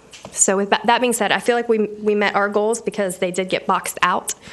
And if you guys have any questions, I will stick around because I believe that the event is on Tammy's comments. Is that right, Tammy? Okay, thank you so much. Thank you. All right. Mayor and council, if I may make a comment, because the Buggy Bunch and Mulligan's are really helping us pay 95%, if not 100%, of the 4th of July celebration. And between those two, and I think what the lady was trying to point out, whenever you put on a festivity like this, you're going to have conflicts, and we obviously have a conflict, and you may get some calls about, well, the local vendor was pushed out, or I had mine and I've been doing it for 20 years and all of a sudden I can't do it. That's not really accurate. Please don't hesitate to either ask myself or Rob Slezak if you hear from that type of concern, because we've done everything we can in order to open it up. And as the Buggy Bunch said, the local businesses were invited to come in and participate. All right. Are we ready for the consent agenda? Yes. Motion to approve. Well, is there any public comment? Any comment? It's just the minutes is all we've got. A second. All right. All in favor? Aye. All opposed? 5-0. All right. We'll move to 3B, resolutions. A resolution authorizing the City of Vero Beach, Florida to enter into a supplemental joint participation agreement with the State of Florida Department of Transportation to construct Mark Light West GA Apron Phase 3 FDOT 422-489-1-94-01 requested by Mr. Menger, the airport director. Staff comment? Mr. Menger is here for any comments that you may have, but I think this is an item that the council has talked about many times, coming together with joint public-private partnership to do those aprons and give access to the airport. Eric has been working with the people out there and trying to put this together, and also get our grant monies in line with the Florida Department of Transportation. Any public comment? Seeing none, I'll close public comment. Council comment? Move to adopt as presented. Second. Does this require a roll call? Yes, sir. Mr. Fletcher? Yes. Ms. Graves? Yes. Mrs. Turner? Yes. Mr. Kramer? Yes. Mayor Winger? Yes. All right, we move to B2, a resolution authorizing in the city of Vero, Florida to enter into a supplemental joint participation agreement with the state of Florida Department of Transportation to develop a wildlife hazard management plan, FDOT 430487-194-01, requested by the airport director. Staff comment, please. And again, this is another project that is required by the federal government, and we have asked for and received another $35,000 from the Florida Department of Transportation to pay for this wildlife management and to protect our scrub jays from our airplanes. Any public hearing? By the way, scrub jays are a great bird. They don't soar airplanes. Yeah, well. No one's doubting that. No one's doubting that. No, seeing no public comment, close that. Council comment or motion as you see fit. Move to adopt. Second. Mrs. Buck? Mr. Fletcher? Yes. Ms. Graves? Yes. Mrs. Turner? Yes. Mr. Kramer? Yes. Mayor Winger? Yes. We move to 4A, first readings by title for ordinances and resolutions that require a future public hearing. When will the hearing be, please? Which brings up an interesting question. When are we meeting in July? July 15th at 9:30 in the morning. July 15th, okay. Yeah, I'd asked Ms. Bach if she would address our meeting schedules in her notes, because since we have a varied schedule this summer. Yes. All right. An ordinance of the City of Vero Beach, Florida, providing for amendments to the City of Vero Beach Charter, Section 5.05, relating to limitations on the sale, lease, trade, or gift of certain city-owned parks and public lands, calling for a referendum to be held on Tuesday, November 4th, 2014, to present the proposed amendment to the electors of the city, providing for conflict and severability, and providing for an effective date requested by City Council. Staff comment, and then Ms. Graves may want to comment. Mayor and Council, this was drafted after discussions that we had on several occasions with Mr. Falls and with Councilmember Graves and Mr. Ken Daig and other staff members, including our city surveyor, Mr. David Gay. These are the properties listed in the ordinance that are proposed to be added to charter protection from sale or lease without a referendum. We did take the opportunity to try to correct a couple of the park names that were either not complete, or such as Memorial Island, that actually the name was changed some years back to Veterans Memorial Island Sanctuary, so we were trying to correct that. And the discussion involved deleting number 12 in Section 505, which talks about parks acquired after May 1st, 1982. And I believe Mr. Gay confirmed, or if Monty's here, maybe he can confirm that doesn't. What we've done is add anything that was acquired after 1982 that was determined that should be added.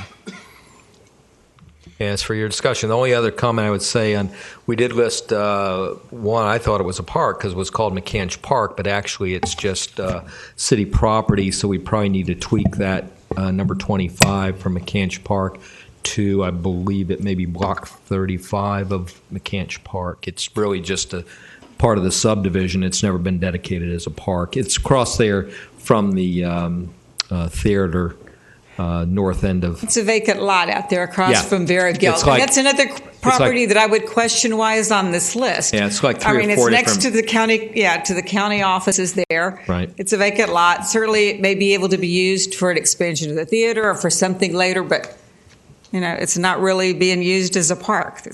We brought to you what the group had decided they wanted to put on the list, and it's up to the council, whatever you want to modify. Pilar, you talking about this one, Pilar? Yeah, that's across from the Theater Guild. Yeah. Like I said, it's just a vacant. I drove over there yesterday. I went out checking some of the places so that I know. I don't think we need that one on there either. Why don't we open it, if there's any public comment, if Mr. Daig is here, I don't know whether he is. Would you like to comment on Mrs. Turner's question and Mr. Fletcher's question, please? And any other questions that you might have or comments you may have. Didn't mean to step on your foot there. For the record, Ken Daig, 1846 21st Avenue. I didn't hear Mr. Fletcher's question. Well, Mrs. Turner is questioning this particular parcel, which is across the street from the theater. Yeah, block 35. It doesn't have a lot of park. I mean, it's not. ability. It's next. It's bordered by the county, county offices, county administration, the health department there. I mean, it's a vacant lot that certainly could be better, may be able to be utilized for some kind of, generation. To my knowledge, right now, the Theater Guild uses it for overflow parking. Mm-hmm. And again, to my knowledge, they were approached a while ago, I think, about buying the space for overflow parking. That never went through because they're working on other expansion plans. The intent of us getting together on the green spaces throughout VERO is we identified the spaces. We were hoping to preserve them for green spaces. It's your pleasure to cherry pick. We just put them together so you guys could take a look at them. For us out there, especially on the on the mainland, we don't really have that much green space. It is kind of nice to have that spot just as a green space. It really adds to that neighborhood. It's been a green space for as long as I can, remember. Would be kind of nice to stay that way. So it's our intent to protect what little we do have. Again, it's at your pleasure. As the city attorney explained to you, we did the legal housekeeping was done. We had a couple little areas there that needed to be tweaked out. It's my hope we protect what we have. That's all we're trying to do. Again, you're the council today. You'll decide what you want to do. Ms. Graves, do you have a comment about that parcel? Well, overall, this ambiguity that we had in our charter about our city-owned properties, and while you may not think that it's worthy of a park designation, anyone who wants to use it, we can go through a referendum process, and they can. Hey, all I'm saying is that these are things that were not included or taken care of, and we've discovered pieces of property that we don't even realize that we owned. So this was just I think it was a great exercise in getting a chance to go through and to clean up some of the borders. But it looks like what we did is we took all the city properties and we threw them in this referendum. And I would like to see it, it approached logically properties that, the cemetery, the Old City Nursery, Leisure Square, and this block, this vacant area here, have nothing in common. There needs to be some logic to how these are how we're presented. Or are you going to put it, let the voters vote on each individual property, than to roll it all in like this? I don't think we want to vote on each individual property. Ms. Turner, you have other properties in there that you have the same concern with.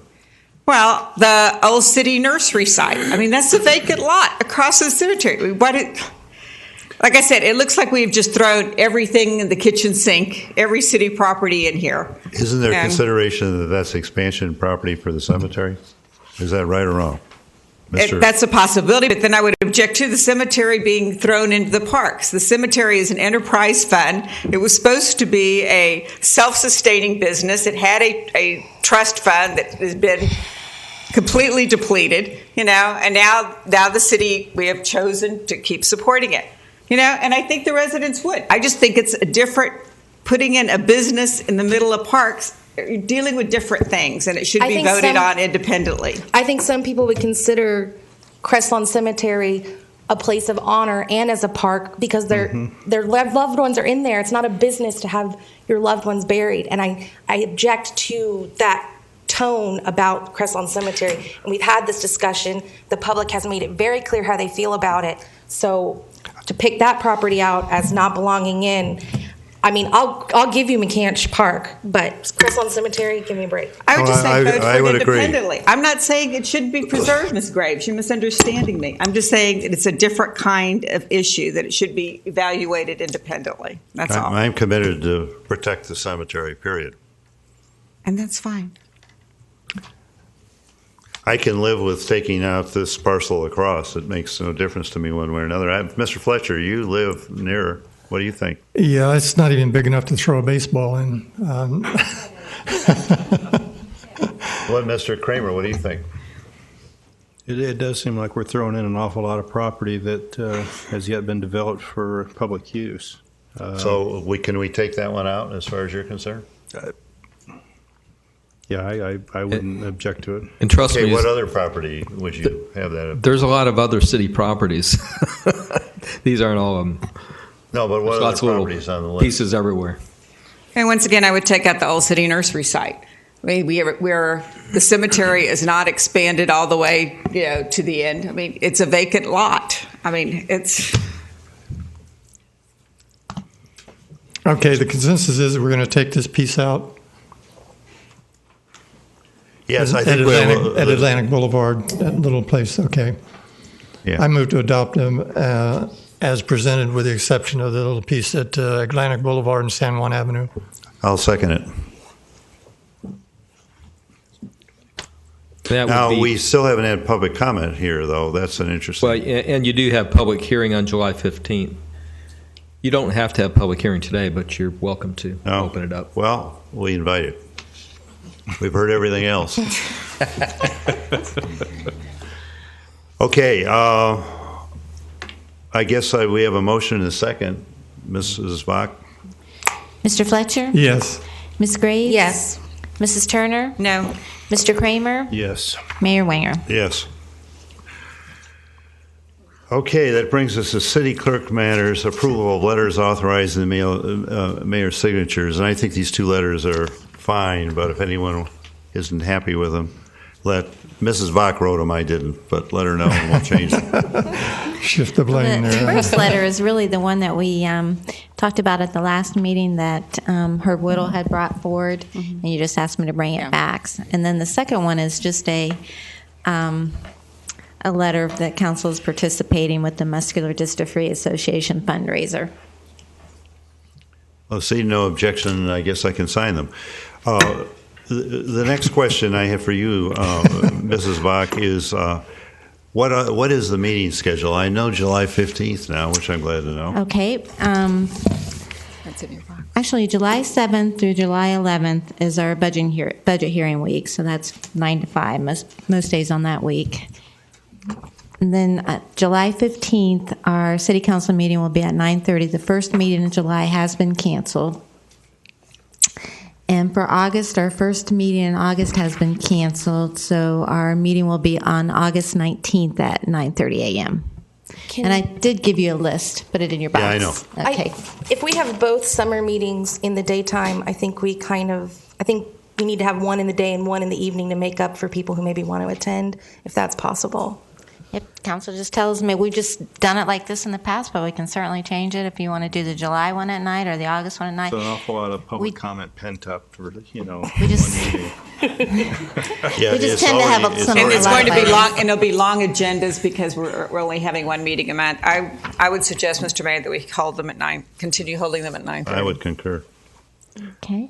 Can you live with that, Mrs. Graves? Well, people who might have feelings about things we're doing but are at work might not be able to live with it, but that is council's choice. Unless you want to do it in the afternoon. We've never done that. I can tell you that our September meetings will both be at night because of the budget hearing. So. Oh, that's right. The other item that I have is our 4th of July event. I don't think I need to say too much more about it. Kelly did a great job. I do want to ask permission from the council to be able to sell alcohol at the July 4th event. Yeah, it's fine to me. I move to adopt. Second. All in favor? All in favor? Aye. Opposed? Thank you. And one other thing, Mayor, you asked we bring up the Florida League of Cities legislative policies. I have been going to the environmental one, which had some value last year because we got our estuaries. And actually, I was joined by the mayor from Sewell's Point, and we were able to actually get that in the Florida League of Cities. And it may have helped in some small manner for the the good work that Senator Negron did. So I would like permission to go to that again. Okay, that seems to be okay. City managers meetings, Jim, it's up to you at this point. Okay, just a few items as you see. One is the lease agreement with Indian River Sports Complex Incorporated. This does include Michael Field that we sort of covered in the previous conversation. This accomplishes two goals, I believe, that the council set forth for me. One was to reduce cost, and the other was to retain baseball within the city of Vero Beach. This accomplishes that, and it is a recommendation from the administration as well as the Recreation Commission to sign this lease. Go ahead, Ms. Turner. Have at it. Thank you, Mr. Mayor. Mr. Hunt, I just wanted to clarify that although that Indian River, they would be taking over the lease of this field, that there is access as much as there is to any field that we have, that public access. Public does have access, but there is a cost to that. Now, we have the Bob Summers Field, obviously, that could be used for baseball that will not be under any lease agreement. And then we also have for kicking of soccer balls and that kind of stuff out behind Leisure Square. If you go back into that park area, there's an area over there. And then, obviously, Riverside Park has open space. Mr. Want to know? You know, I'm going to speak to this one. First of all, when we did the budget last year, a couple of us anyway, really worked hard to contribute something to baseball, but we cut it in half, I believe, as a matter of fact. And I was uncomfortable with that. I'm not comfortable that I know enough to make the right decision here. At the same time, I heard a lot of emotional appeals. One of the city's concerns is to have a stable organization that will take the land and take expense off our back, but then we still have to be concerned with children. And as I think some of you know, I have a grandson in Stewart that's been through all these programs. It plays for the high school team down there now, but I don't know. The thing I didn't hear from the group that talked is I would like to know more about the business proposition. In other words, lacking a business proposition and just having an emotional appeal. You've got to remember I'm a businessman, and I like the surety of knowing the field is going to be taken care of and the group is going to be there and all that. That's appealing to me. I personally would listen to this group or any group who would put forth a business proposal rather than just an emotional appeal. I've heard the emotional appeal and I'm sympathetic to it, but you know, government's not the same as business. I've learned that now the hard way. But still, we have to be fiscally responsible. And I didn't hear that from the people that talked. I mean, they talked emotionally, and I feel for them. So I personally wouldn't mind, as painful as it was listening to it all, listening to some more. But what I would like to know is how some group is going to make the thing work. That's what I'd like to know. So anyway, that's how I feel about it.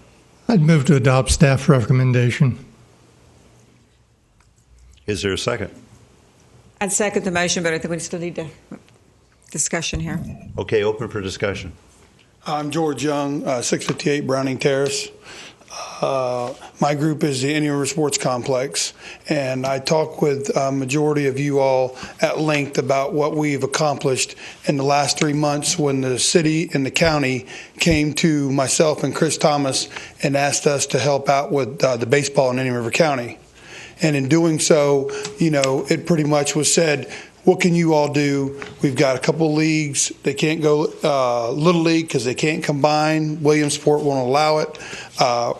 We asked their boards to combine, which they did, and they talked about avenues, and the avenue they came up with, we didn't come up with, they came up with the avenue of Cal Ripken / Babe Ruth baseball.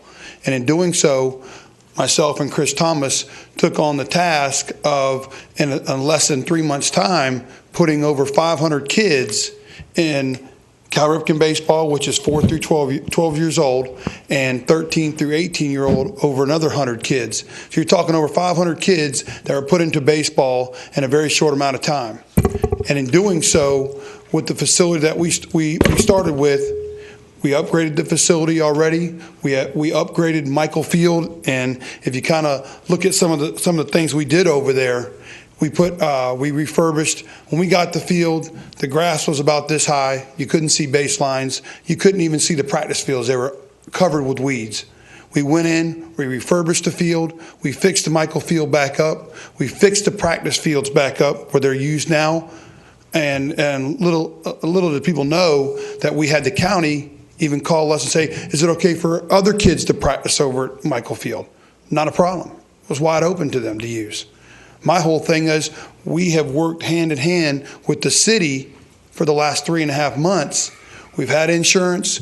We've done exactly what we've asked to do. We've worked hard. We've worked diligently, free of charge, mind you. Some of the accusation was out there, not getting paid a dime, doing it at the kindness of our heart. Our board was the kindness of our heart. There wasn't one person making any money over there, and we refurbished the field. You can thank Mark Molinar, one of our biggest supporters. If some of y'all know Mark, graduated in 1987 right here at Vero Beach High School. He went over there. His father played there. My father played there. Some of you all have already talked about your grandsons wanting to play over there. The field looks wonderful. Couldn't ask for a better looking field right now. We have refurbished mowers over there. We've refurbished Sand Pro. We've refurbished a lot of things that have gone on over there at that field with the understanding that we were making it a baseball complex.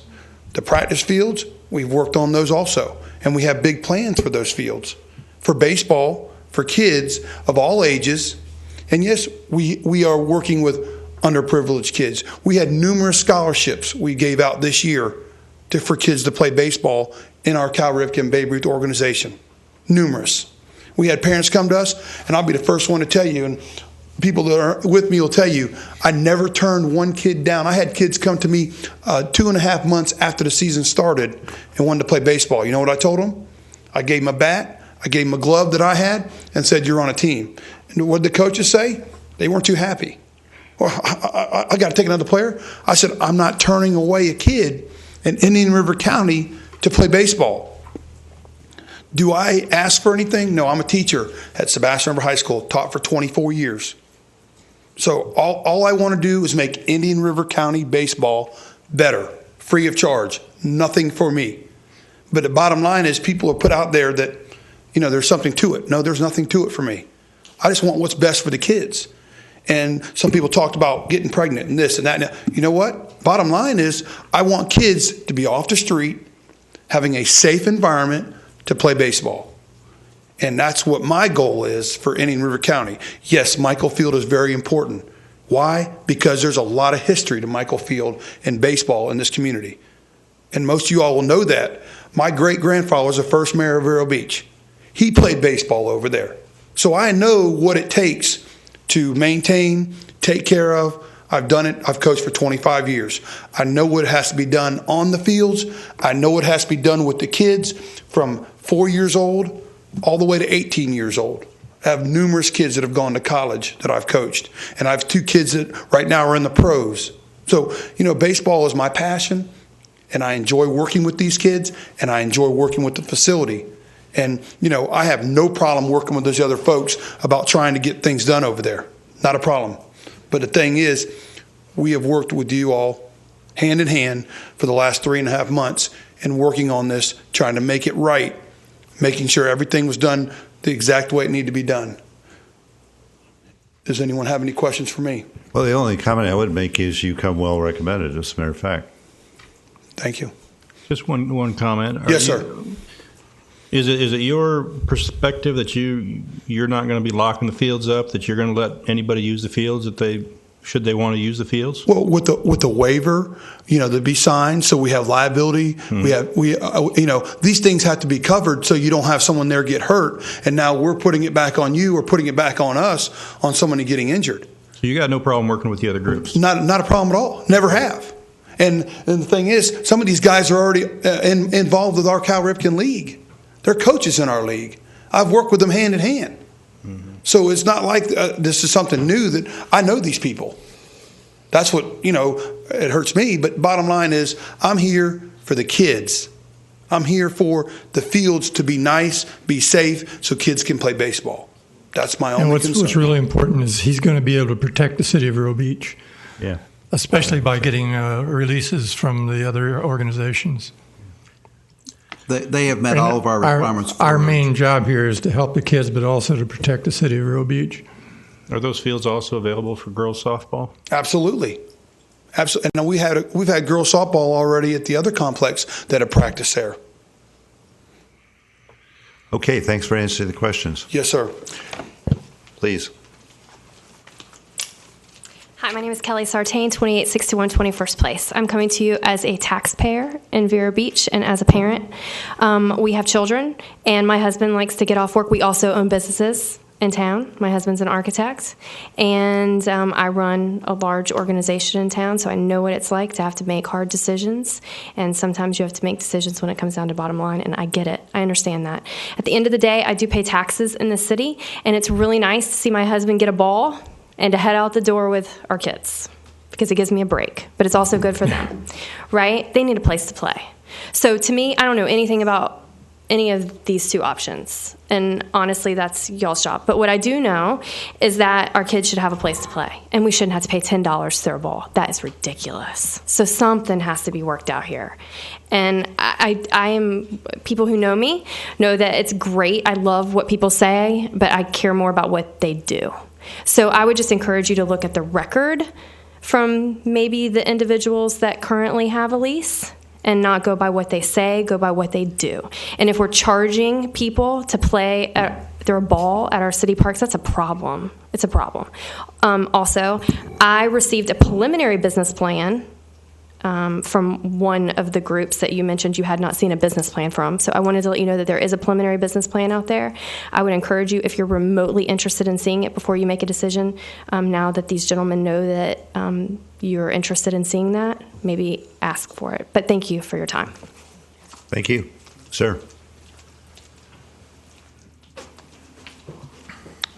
Again, I would, addressing your issues is protecting the city of Vero Beach. Excuse and me, a business sir, plan. can I get your name, please? Oh, it's Derek Muller, 971 48th Avenue, Vero Beach, Florida. You know, the insurance policy that's set forth in the lease and the guidelines by the city attorney, they have one ready and waiting to protect the city of Vero Beach. It's not an emotional thing. They have the policy in place. If you were to give them the lease, you're protected in there. Have lawn maintenance company, like the cost on running that place, aside from the lights and the lawn maintenance, is probably about $4,000 a year. Have a donor, he said he'll cover that for 5 years.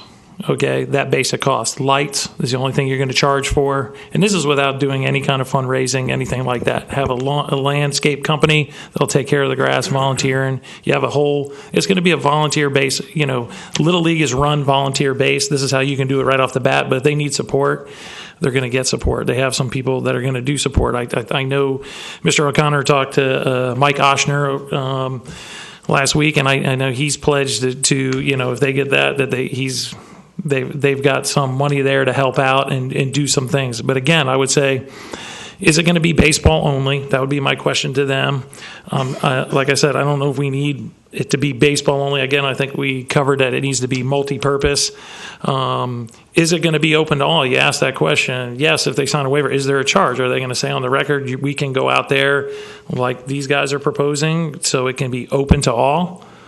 Without a charge? I would say I want that on the record. Is the answer yes or no to that? Is there going to be a charge to go on the field to play? And there's a light deposit once that thing. I think reading through the lease, I wasn't quite sure on the language on that. I'm not an attorney. I didn't stay at a Holiday Inn, so I can't even tell you that far. Okay, but it just seemed like it didn't even sound like they need to get a deposit. I would assume you'd have to switch it over into the entity's name. They can do that, but the way the language was, it didn't sound like it. It sounded kind of, you might want to read that. It's very confusing. Kind of sounded like when a bill was due that they need to pay it, like it would still be in the city's name. I don't know about that, and the interesting thing, again, one of the biggest things I object to, aside from privatization, I understand budget constraints, so we can let that slide, is what Buddy said is they came to him about the helping them out and doing that. Again, I still think this should have been RFP'd, put out to the public. Again, November 7, 2013, big article in the paper, Nowhere for Kids to Play, talking about how we need a multi-thing. So if he came and put this in the paper, that this was a possibility open to all, I guarantee you would have a lot more groups coming in to help out. So, but then Mr. O'Connor did have a business plan, so there is a business plan. I understand, Mr. Winger, you're talking about the emotional end of it, and I guess it is emotional for a lot of people, but there is also the business plans and the means to pay for it. So, again, your concern is just as is the city covered? Yes, that's going to be in the language of the liability policy. I would imagine waivers and things like that is probably more between those entities and their insurance companies than it is for you, because their liability policy is going to cover it. Their insurance company may require a waiver, and if that was the case with them, I'm sure there would be something to that effect. There's no, like I said, there's no easy answer. Like I said, I love those guys. I like these guys. I kind of, I hate this. Like I keep feel like I'm going hard against them, but I'm more for multi-purpose fields for the community, not just baseball only. And I'm a baseball guy, so this is kind of a bad thing. But I just want to answer those questions, and maybe they can stand up and say it as well. Thank you, sir. Tell us who you are again. It's been a long night. Jason Redmond, Jason, 2538 12 Square Southwest. Longtime resident. Buddy Young and Chris Thomas, baseball guys, do a great job. They've got their baseball fields. They've got them. Michael's field will be a baseball field. Again, we can work together with that field. All-purpose fields open for anybody and everybody. I'm no dummy. Okay, I graduated Vero Beach High School. I went to college. I've got some of this stuff under my belt. I can tell you right now, I'm a businessman. I've had businesses for years. I'm established as well, along with my good friend Coogie Friedman. We know what about liabilities and waivers and all that good stuff. We have insurance. We have things. We have a business plan. You guys got a copy of our proposed business plan. Biggest difference, 3 months, 3 weeks. Give us a little bit more time. Let us go apples for apples, open it up, RFB, and let's see what we can do. Let's work together. Let's find the best suitable option for this community. Thank you. Sir.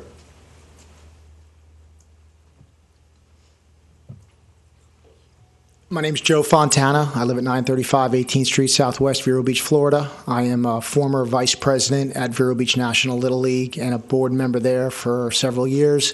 I am one of the current vice presidents of Cal Ripken Baseball. That's my little boy, Matthew Fontana, right here. He's one of our Cal Ripken players. He's also coached by Coach Buddy Young, Coach Chris Thomas, Coach Ed Nicolacci, who's not here. Basically, I just wanted to say a couple things. Number one, we've put over 500 kids through our program, as Coach Young has covered with you folks. Here's the thing. We couldn't keep Little League going, and we're not going to get into that whole debate, okay? The bottom line was they basically did not want to help the children in Indian River County, okay? They turned their nose up at us when we said we can't afford to run 2 leagues, okay? GT Paris, Matt Paris, myself, Donnie Lawless, president of National. We sat with the city and the county officials. They said, why don't you guys come together? Coach Young covered that. We did it, okay? 529 children are playing right now currently in Indian River County, Cal Ripken, Babe Ruth. As far as field rentals go, listen, I'm also a baseball coach. I coach these kids. I'm not maybe as great a baseball coach as some of these guys in here. I've been doing it for a while. I'm learning. Trying to do the best I can with our children. Bottom line is this. I've taken money out of my pocket to rent fields at Indian River Sports Complex, at South County, because there is no place to play. What do you want us to do? It's not your problem. The counties, it's part of their problem too. Okay, I'll call them out in front of everybody. They need to help out. Jason needs his fields. They need their football fields. Jason and all those football guys. I like football too. That's not, that's not the city's problem. It needs to be a combined effort of everybody to try to get that for everybody. We have all these kids playing baseball. We have games going on from February until April, beginning of May. My wife's a school teacher. You have 7 to 10-year-old kids out at 10 o'clock at night, mama ain't going to be happy, nor is going to be a lot of mamas. So we need the fields at Michael's, at Thompson. The 2 fields we have at the sports complex are set up right now where they're convertible. You can do younger kids or older kids. It just is not going to work. We got lemons. We made lemonade. It's a new program. We're trying. We're doing the best we can. We're only 1 season in. What I'm asking you guys is we're here. We're working. We're out there. We're doing it. We're getting it done. You do what you need to do, but my opinion, the right way to go is to let us have the Indian River Sports Complex continue to work at Michael's Field so we can push these games through, get these kids playing. We need the fields for the kids. And as far as fields being locked up, I don't have to explain to you guys about the legality of open fields, okay? You don't want the responsibility, nor does a sports complex. Someone's got to be liable. It just can't be free reign. There's practice fields outside of Michael's Fields that we've worked on. Anybody can go to those anytime they want. There's South County, there's North County, there's Hobart, now there's Bob Summers. So there are places. But if they come to rent a field through a sports complex, there's got to be a rental fee. Who's going to pay for dragging the fields? Who's going to pay for lining the fields? Who's going to pay for somebody to do all that work? That's part of a business. I'm a business owner. So you have to pay for certain things. Some of the things being said, I understand their point. I have a travel team also. We pay to rent fields.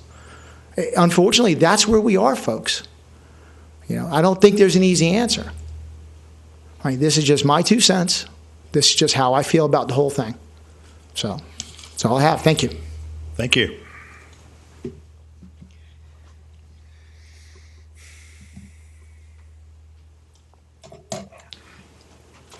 Thank you for being so patient. Althea McKenzie, 2405 16th Avenue.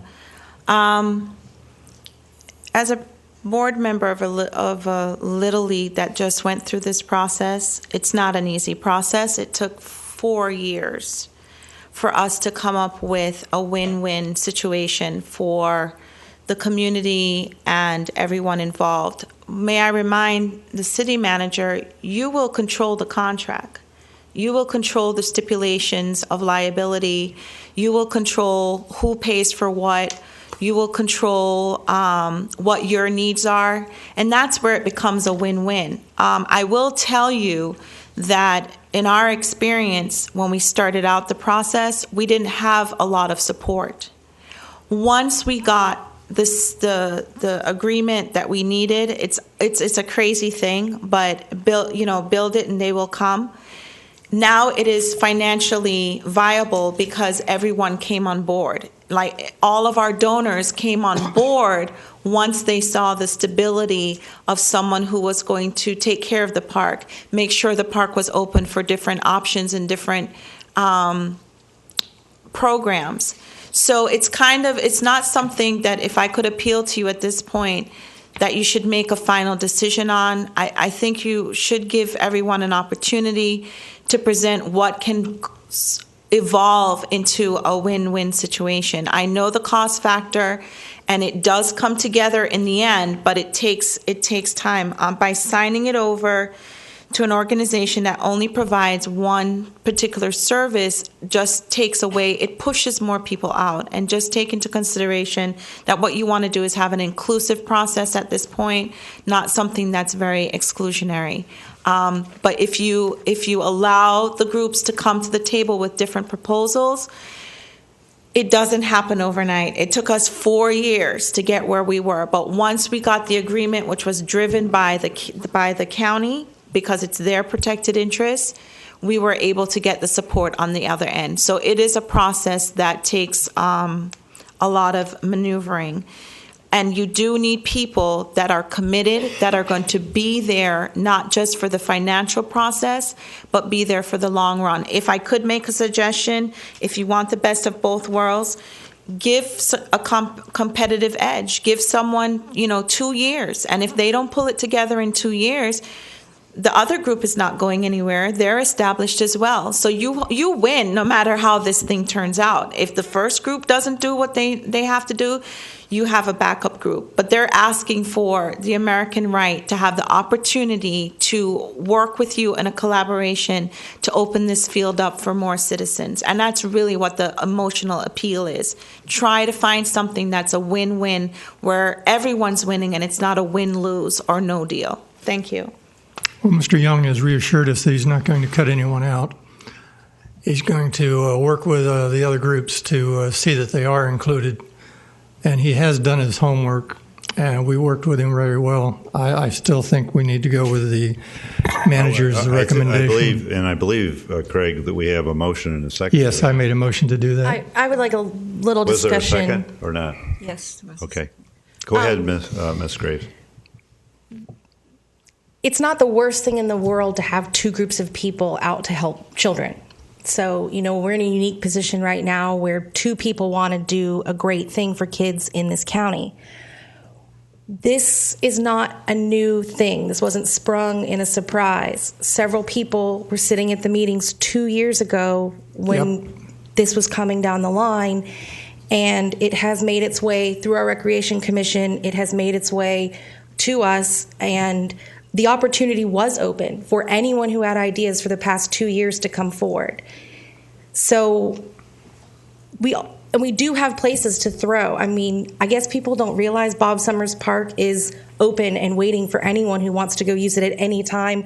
Overflow parking at Riverside, there's lots of room. So with that in mind, I think that if this group, Heritage, wants to compete for this, take some time to really get yourself going and get these things locked down and ironclad. I did look at the business proposal.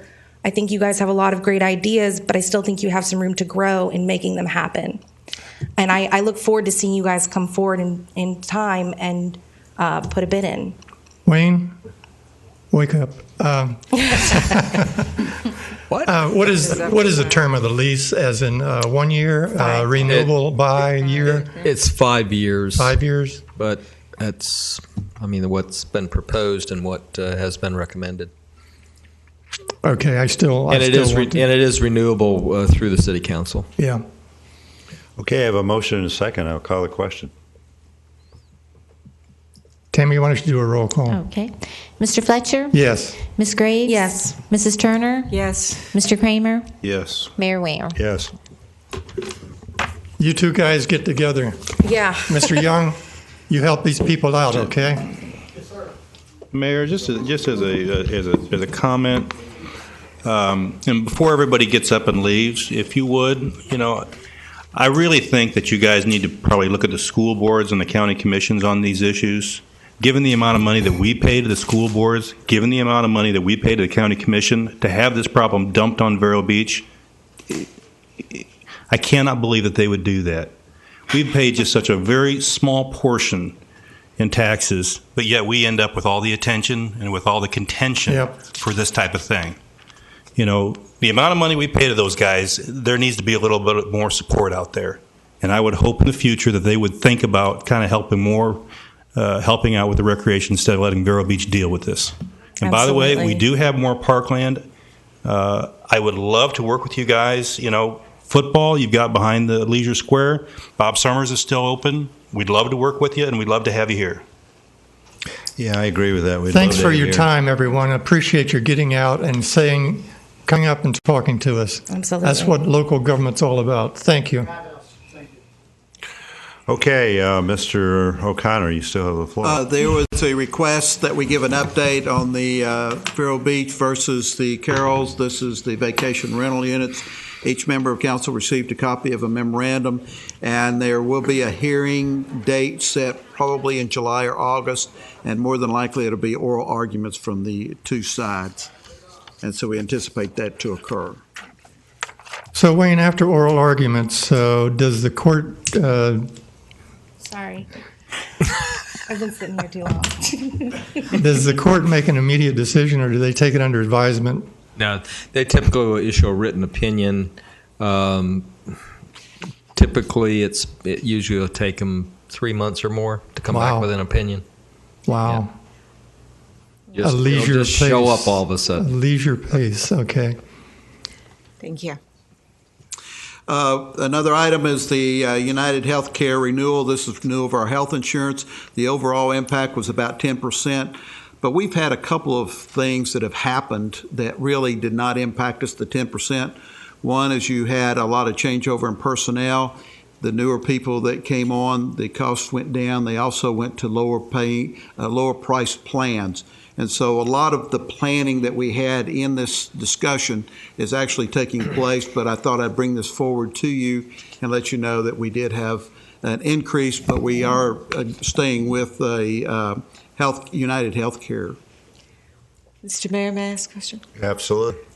Yes, I guess with United Healthcare, I was still concerned that we're still seeing 3 different levels of plans, Mr. O'Connor. I thought we had discussed going at least to just 2 levels. We are, but we have to negotiate those out of the contract, and I think that takes place.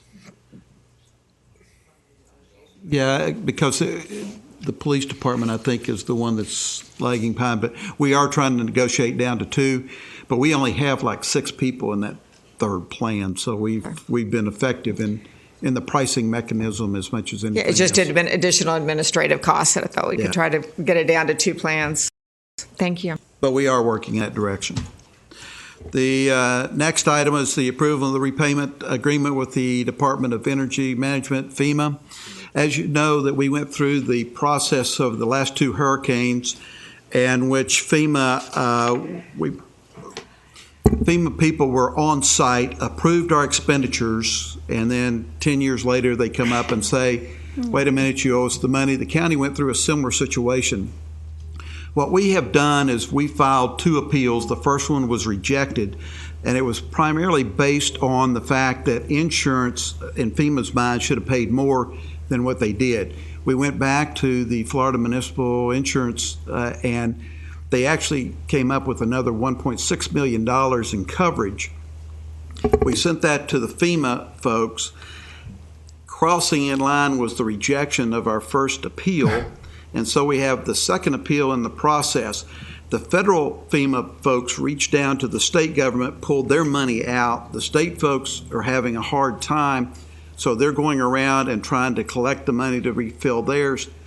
But if our appeal is successful, which we feel like it should be, we sent them like a 6-inch thick binder of information. We also reminded them that they did receive the $1.6 million in insurance. But the risk we run if we don't sign this agreement is if we have another hurricane, FEMA could withhold our funds. We're also experiencing a similar situation. FEMA is supposed to be reimbursing us for a project at the airport. We have not received that reimbursement, and a lot of it is dealing with the appeals we have going on in this exercise. And again, you know, we're 10, 12 years into this process. We think we've worked out a pretty amenable way of doing the reimbursement, and we're hoping if FEMA continues at their same pace, I'm not sure there's much hope, but there is at least some hope we won't be paying all of the money back before we get our hearing heard and our payment from FEMA. But we would recommend that you allow us to proceed in this agreement with the FEMA. Yeah, screaming along the speed of dark. Go right ahead. Okay, I would like to have a motion from the council. I'll make a motion. Second. You want a voice vote? Was good enough? Still some discussion, questions? Discussion, absolutely. I guess we'll certainly get into the details of this, is how it's going to affect our budget. And I think we have most of it covered. Yeah. It is because most of it, the great majority is coming out of our utility accounts. And we had reserved about $500,000 in the water and wastewater for repayment in anticipation that we would run into these type of issues. So that's great news. Thank you, Mr. O'Connor. What other questions? Craig, did you have any? No, I'm in favor of letting them go ahead. Do you want, what kind of vote? Just a voice vote would be fine. Okay, all in favor? Aye. Opposed? 5-0. We will proceed. The commercial lease agreement, the City of Vero Beach and the Walking Tree Brewery, LLC. I will ask Eric to come up and sort of cover this. As you know, this brewery is going to be a real destination point. At our airport, we did have some help from a real estate agent to help locate and place this operation at the airport, but he can give you the recommendation from the Airport Commission. Okay, thank you, Jim, and good evening, Mayor, members of the council. For the record, my name is Eric Mincher, your airport director. And I do also want to recognize we have the broker that helped bring in the lease, Jay Berklew, sitting in front, and a whole group of folks that really have been waiting for quite a while. A long night. That represent Walking Tree Brewery, LLC. We've been working on this for a little while. Staff has negotiated a lease with Walking Tree Brewery. I think I put everything in the package, so I won't go into too many details. But for the benefit of the viewing audience, it is for Building 96, which is the Navy warehouse, which was built by the Navy in World War II and deeded back to the city in 1947. And now, after several years of multiple tenants on and off, we have a local firm that has come in and would like to renovate the building, completely renovate the building, and have a 30-year lease on the facility, which will preserve the historic value, I think, of the site, and also bring in a new business into town that should be really valuable for the community. So the lease meets all the requirements of the city's standard lease policy. We did get a letter from the FAA yesterday with approval. Also met the Airport Commission's approval June 12th, just last week. One note is that the staff and the Airport Commission normally agree, in this case did not agree on the commission schedule for the broker. The Airport Commission requested an increase in the commission payout to the broker, and so that needs to be brought to your attention. The staff had one commission, and the Airport Commission recommended another commission paid to the broker. So we can make that change if the council would like to do that. There's a difference about $1,500 in additional payment to the real estate broker, who did do a lot of work and was helpful in bringing the lease to the community. Is this building, what's the construction of this building, being in 1945 or 44? It's concrete blocks, solid concrete with filled concrete. It was built to withstand, I guess, bombs, back in those days. The Navy loves concrete. Yes, ma'am. It's pretty solid. Now, doesn't it have the I-beams that are wood in the ceiling that are going to be part of the architectural? Very, very heavy wood beams that have been reviewed by the architectural expertise that's a part of the company makeup. And I think the renovations are anticipated to be well over $300,000 to the building to bring it up to speed, which relieves the airport of having to look for grant funds or some way to pay for doing that ourselves and then releasing the building. What did the Navy use it for?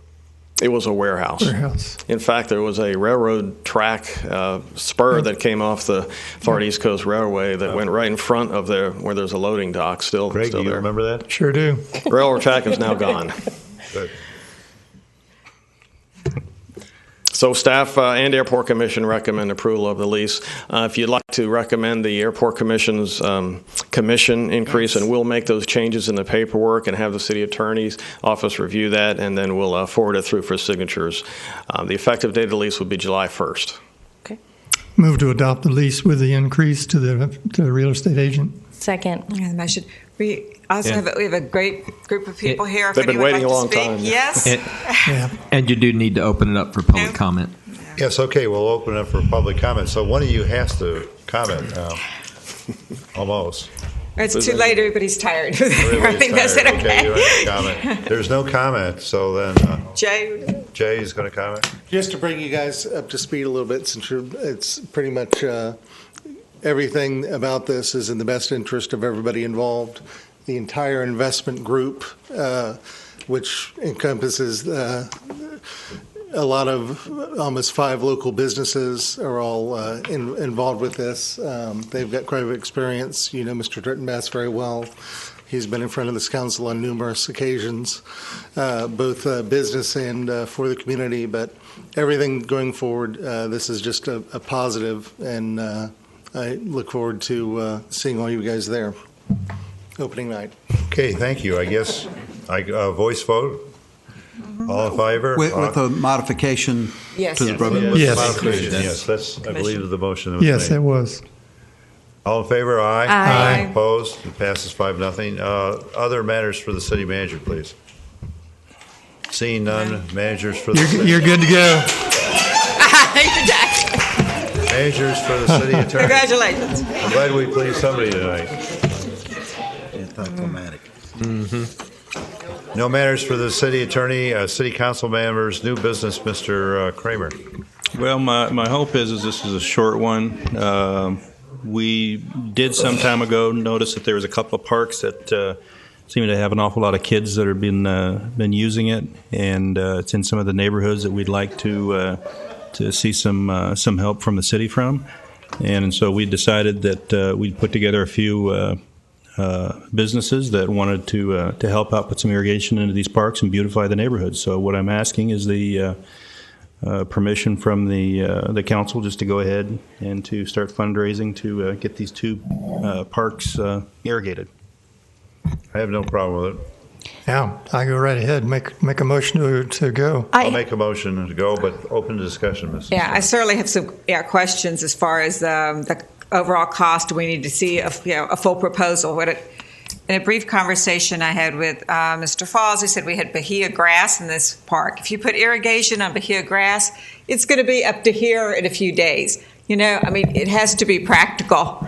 You'd have to resod these park areas that have Bahia grass to put St. Augustine, so it would make a slower growing.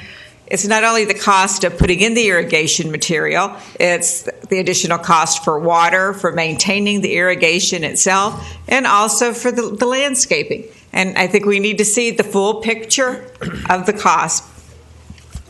Mr. Falls or Mr. O'Connor, do you want to comment at all? Well, there will be some additional cost depending on which way you go. If you go with the city water, obviously you'll have a water bill there. If you go with the well, obviously it'd be a lot cheaper. And I think what Ms. Turner's pointing out is that the grass cutting obviously would have to be much more frequent depending on how we use the irrigation system. But I believe what Mr. Kramer's talking about is getting fundraising for full. Yeah, I'd like to see the wells done, and not necessarily wanting to see so much irrigation that we turn it into a jungle. But we need to have some irrigation there so that the neighborhoods have some park to have some pride in, and that they're not afraid to have their kids running around it. I think the key is to see the full plan. My concern is the water. I live 2 streets down, 3 streets down from Jacoby Park. I pass it every day. The grass looks good. My concern is the water. We're coming up on a water shortage, whether people want to realize it or not. And so tapping into the well for that concerns me if it's not completely necessary. Well, I don't think you'd run it all the time. You'd just run it in the dry months in order to keep the grass in healthy condition. And there is a well already there. That just needs to have a motor put onto it. Yeah, the object is keep it from dying. Correct. As well, maybe at Piece of Pie Park, but I didn't see one at Jacoby. What, the well? Yeah. There's a well. Yeah, there's a well at Jacoby as well. On the west side of the property, Okay, there used to be a house there. You know that, right? Yeah. Okay, I missed that one. Well, so where are we on this, please? I think we need a more detailed proposal for consideration and looking at all the issues there. We have a motion and a second. And a motion and a second. All in favor? Aye. Aye. Opposed? Okay, city council members, Mr. Kramer. Have we covered this or not? I'm not quite sure. This is Yeah, the we letter. did. We did. We're done. Okay, city council members, the one thing that I wanted to note particularly was in Family Vacation Critic, Hummiston Park was found as one of the 10 best family beaches in the United States of America. And a lot of it has to do with the improvement that the city did, and it's being adjacent to so many wonderful things, ice cream, Kilwin's Ice Cream, and so on, give them a plug, and so on. So I think that was really a nice thing. I went to I think it's called the Treasure Coast League of Governments in Fort Pierce, and the big thing down there was the railroad, the outcry from the various mayors and councilmen and so on from Martin, from all 4 counties about having the railroad was rather deafening and rather unanimous, matter of fact. I got to do the DARE presentation, and it was really kind of fun. I'm going to be sorry to see that principal retire. Boy, the kids really, really loved her. Jim and I were there, and it was a lot of fun. And one other thing here. Well, I guess I'll let it go with that and move on to you, Mr. Kramer. In the interest in time, I am going to probably pass on a lot of my things, but just one quick note. Vero Beach Lifeguard Association will be saving the whales tomorrow morning at 7:30. I have volunteered to be a rescue victim.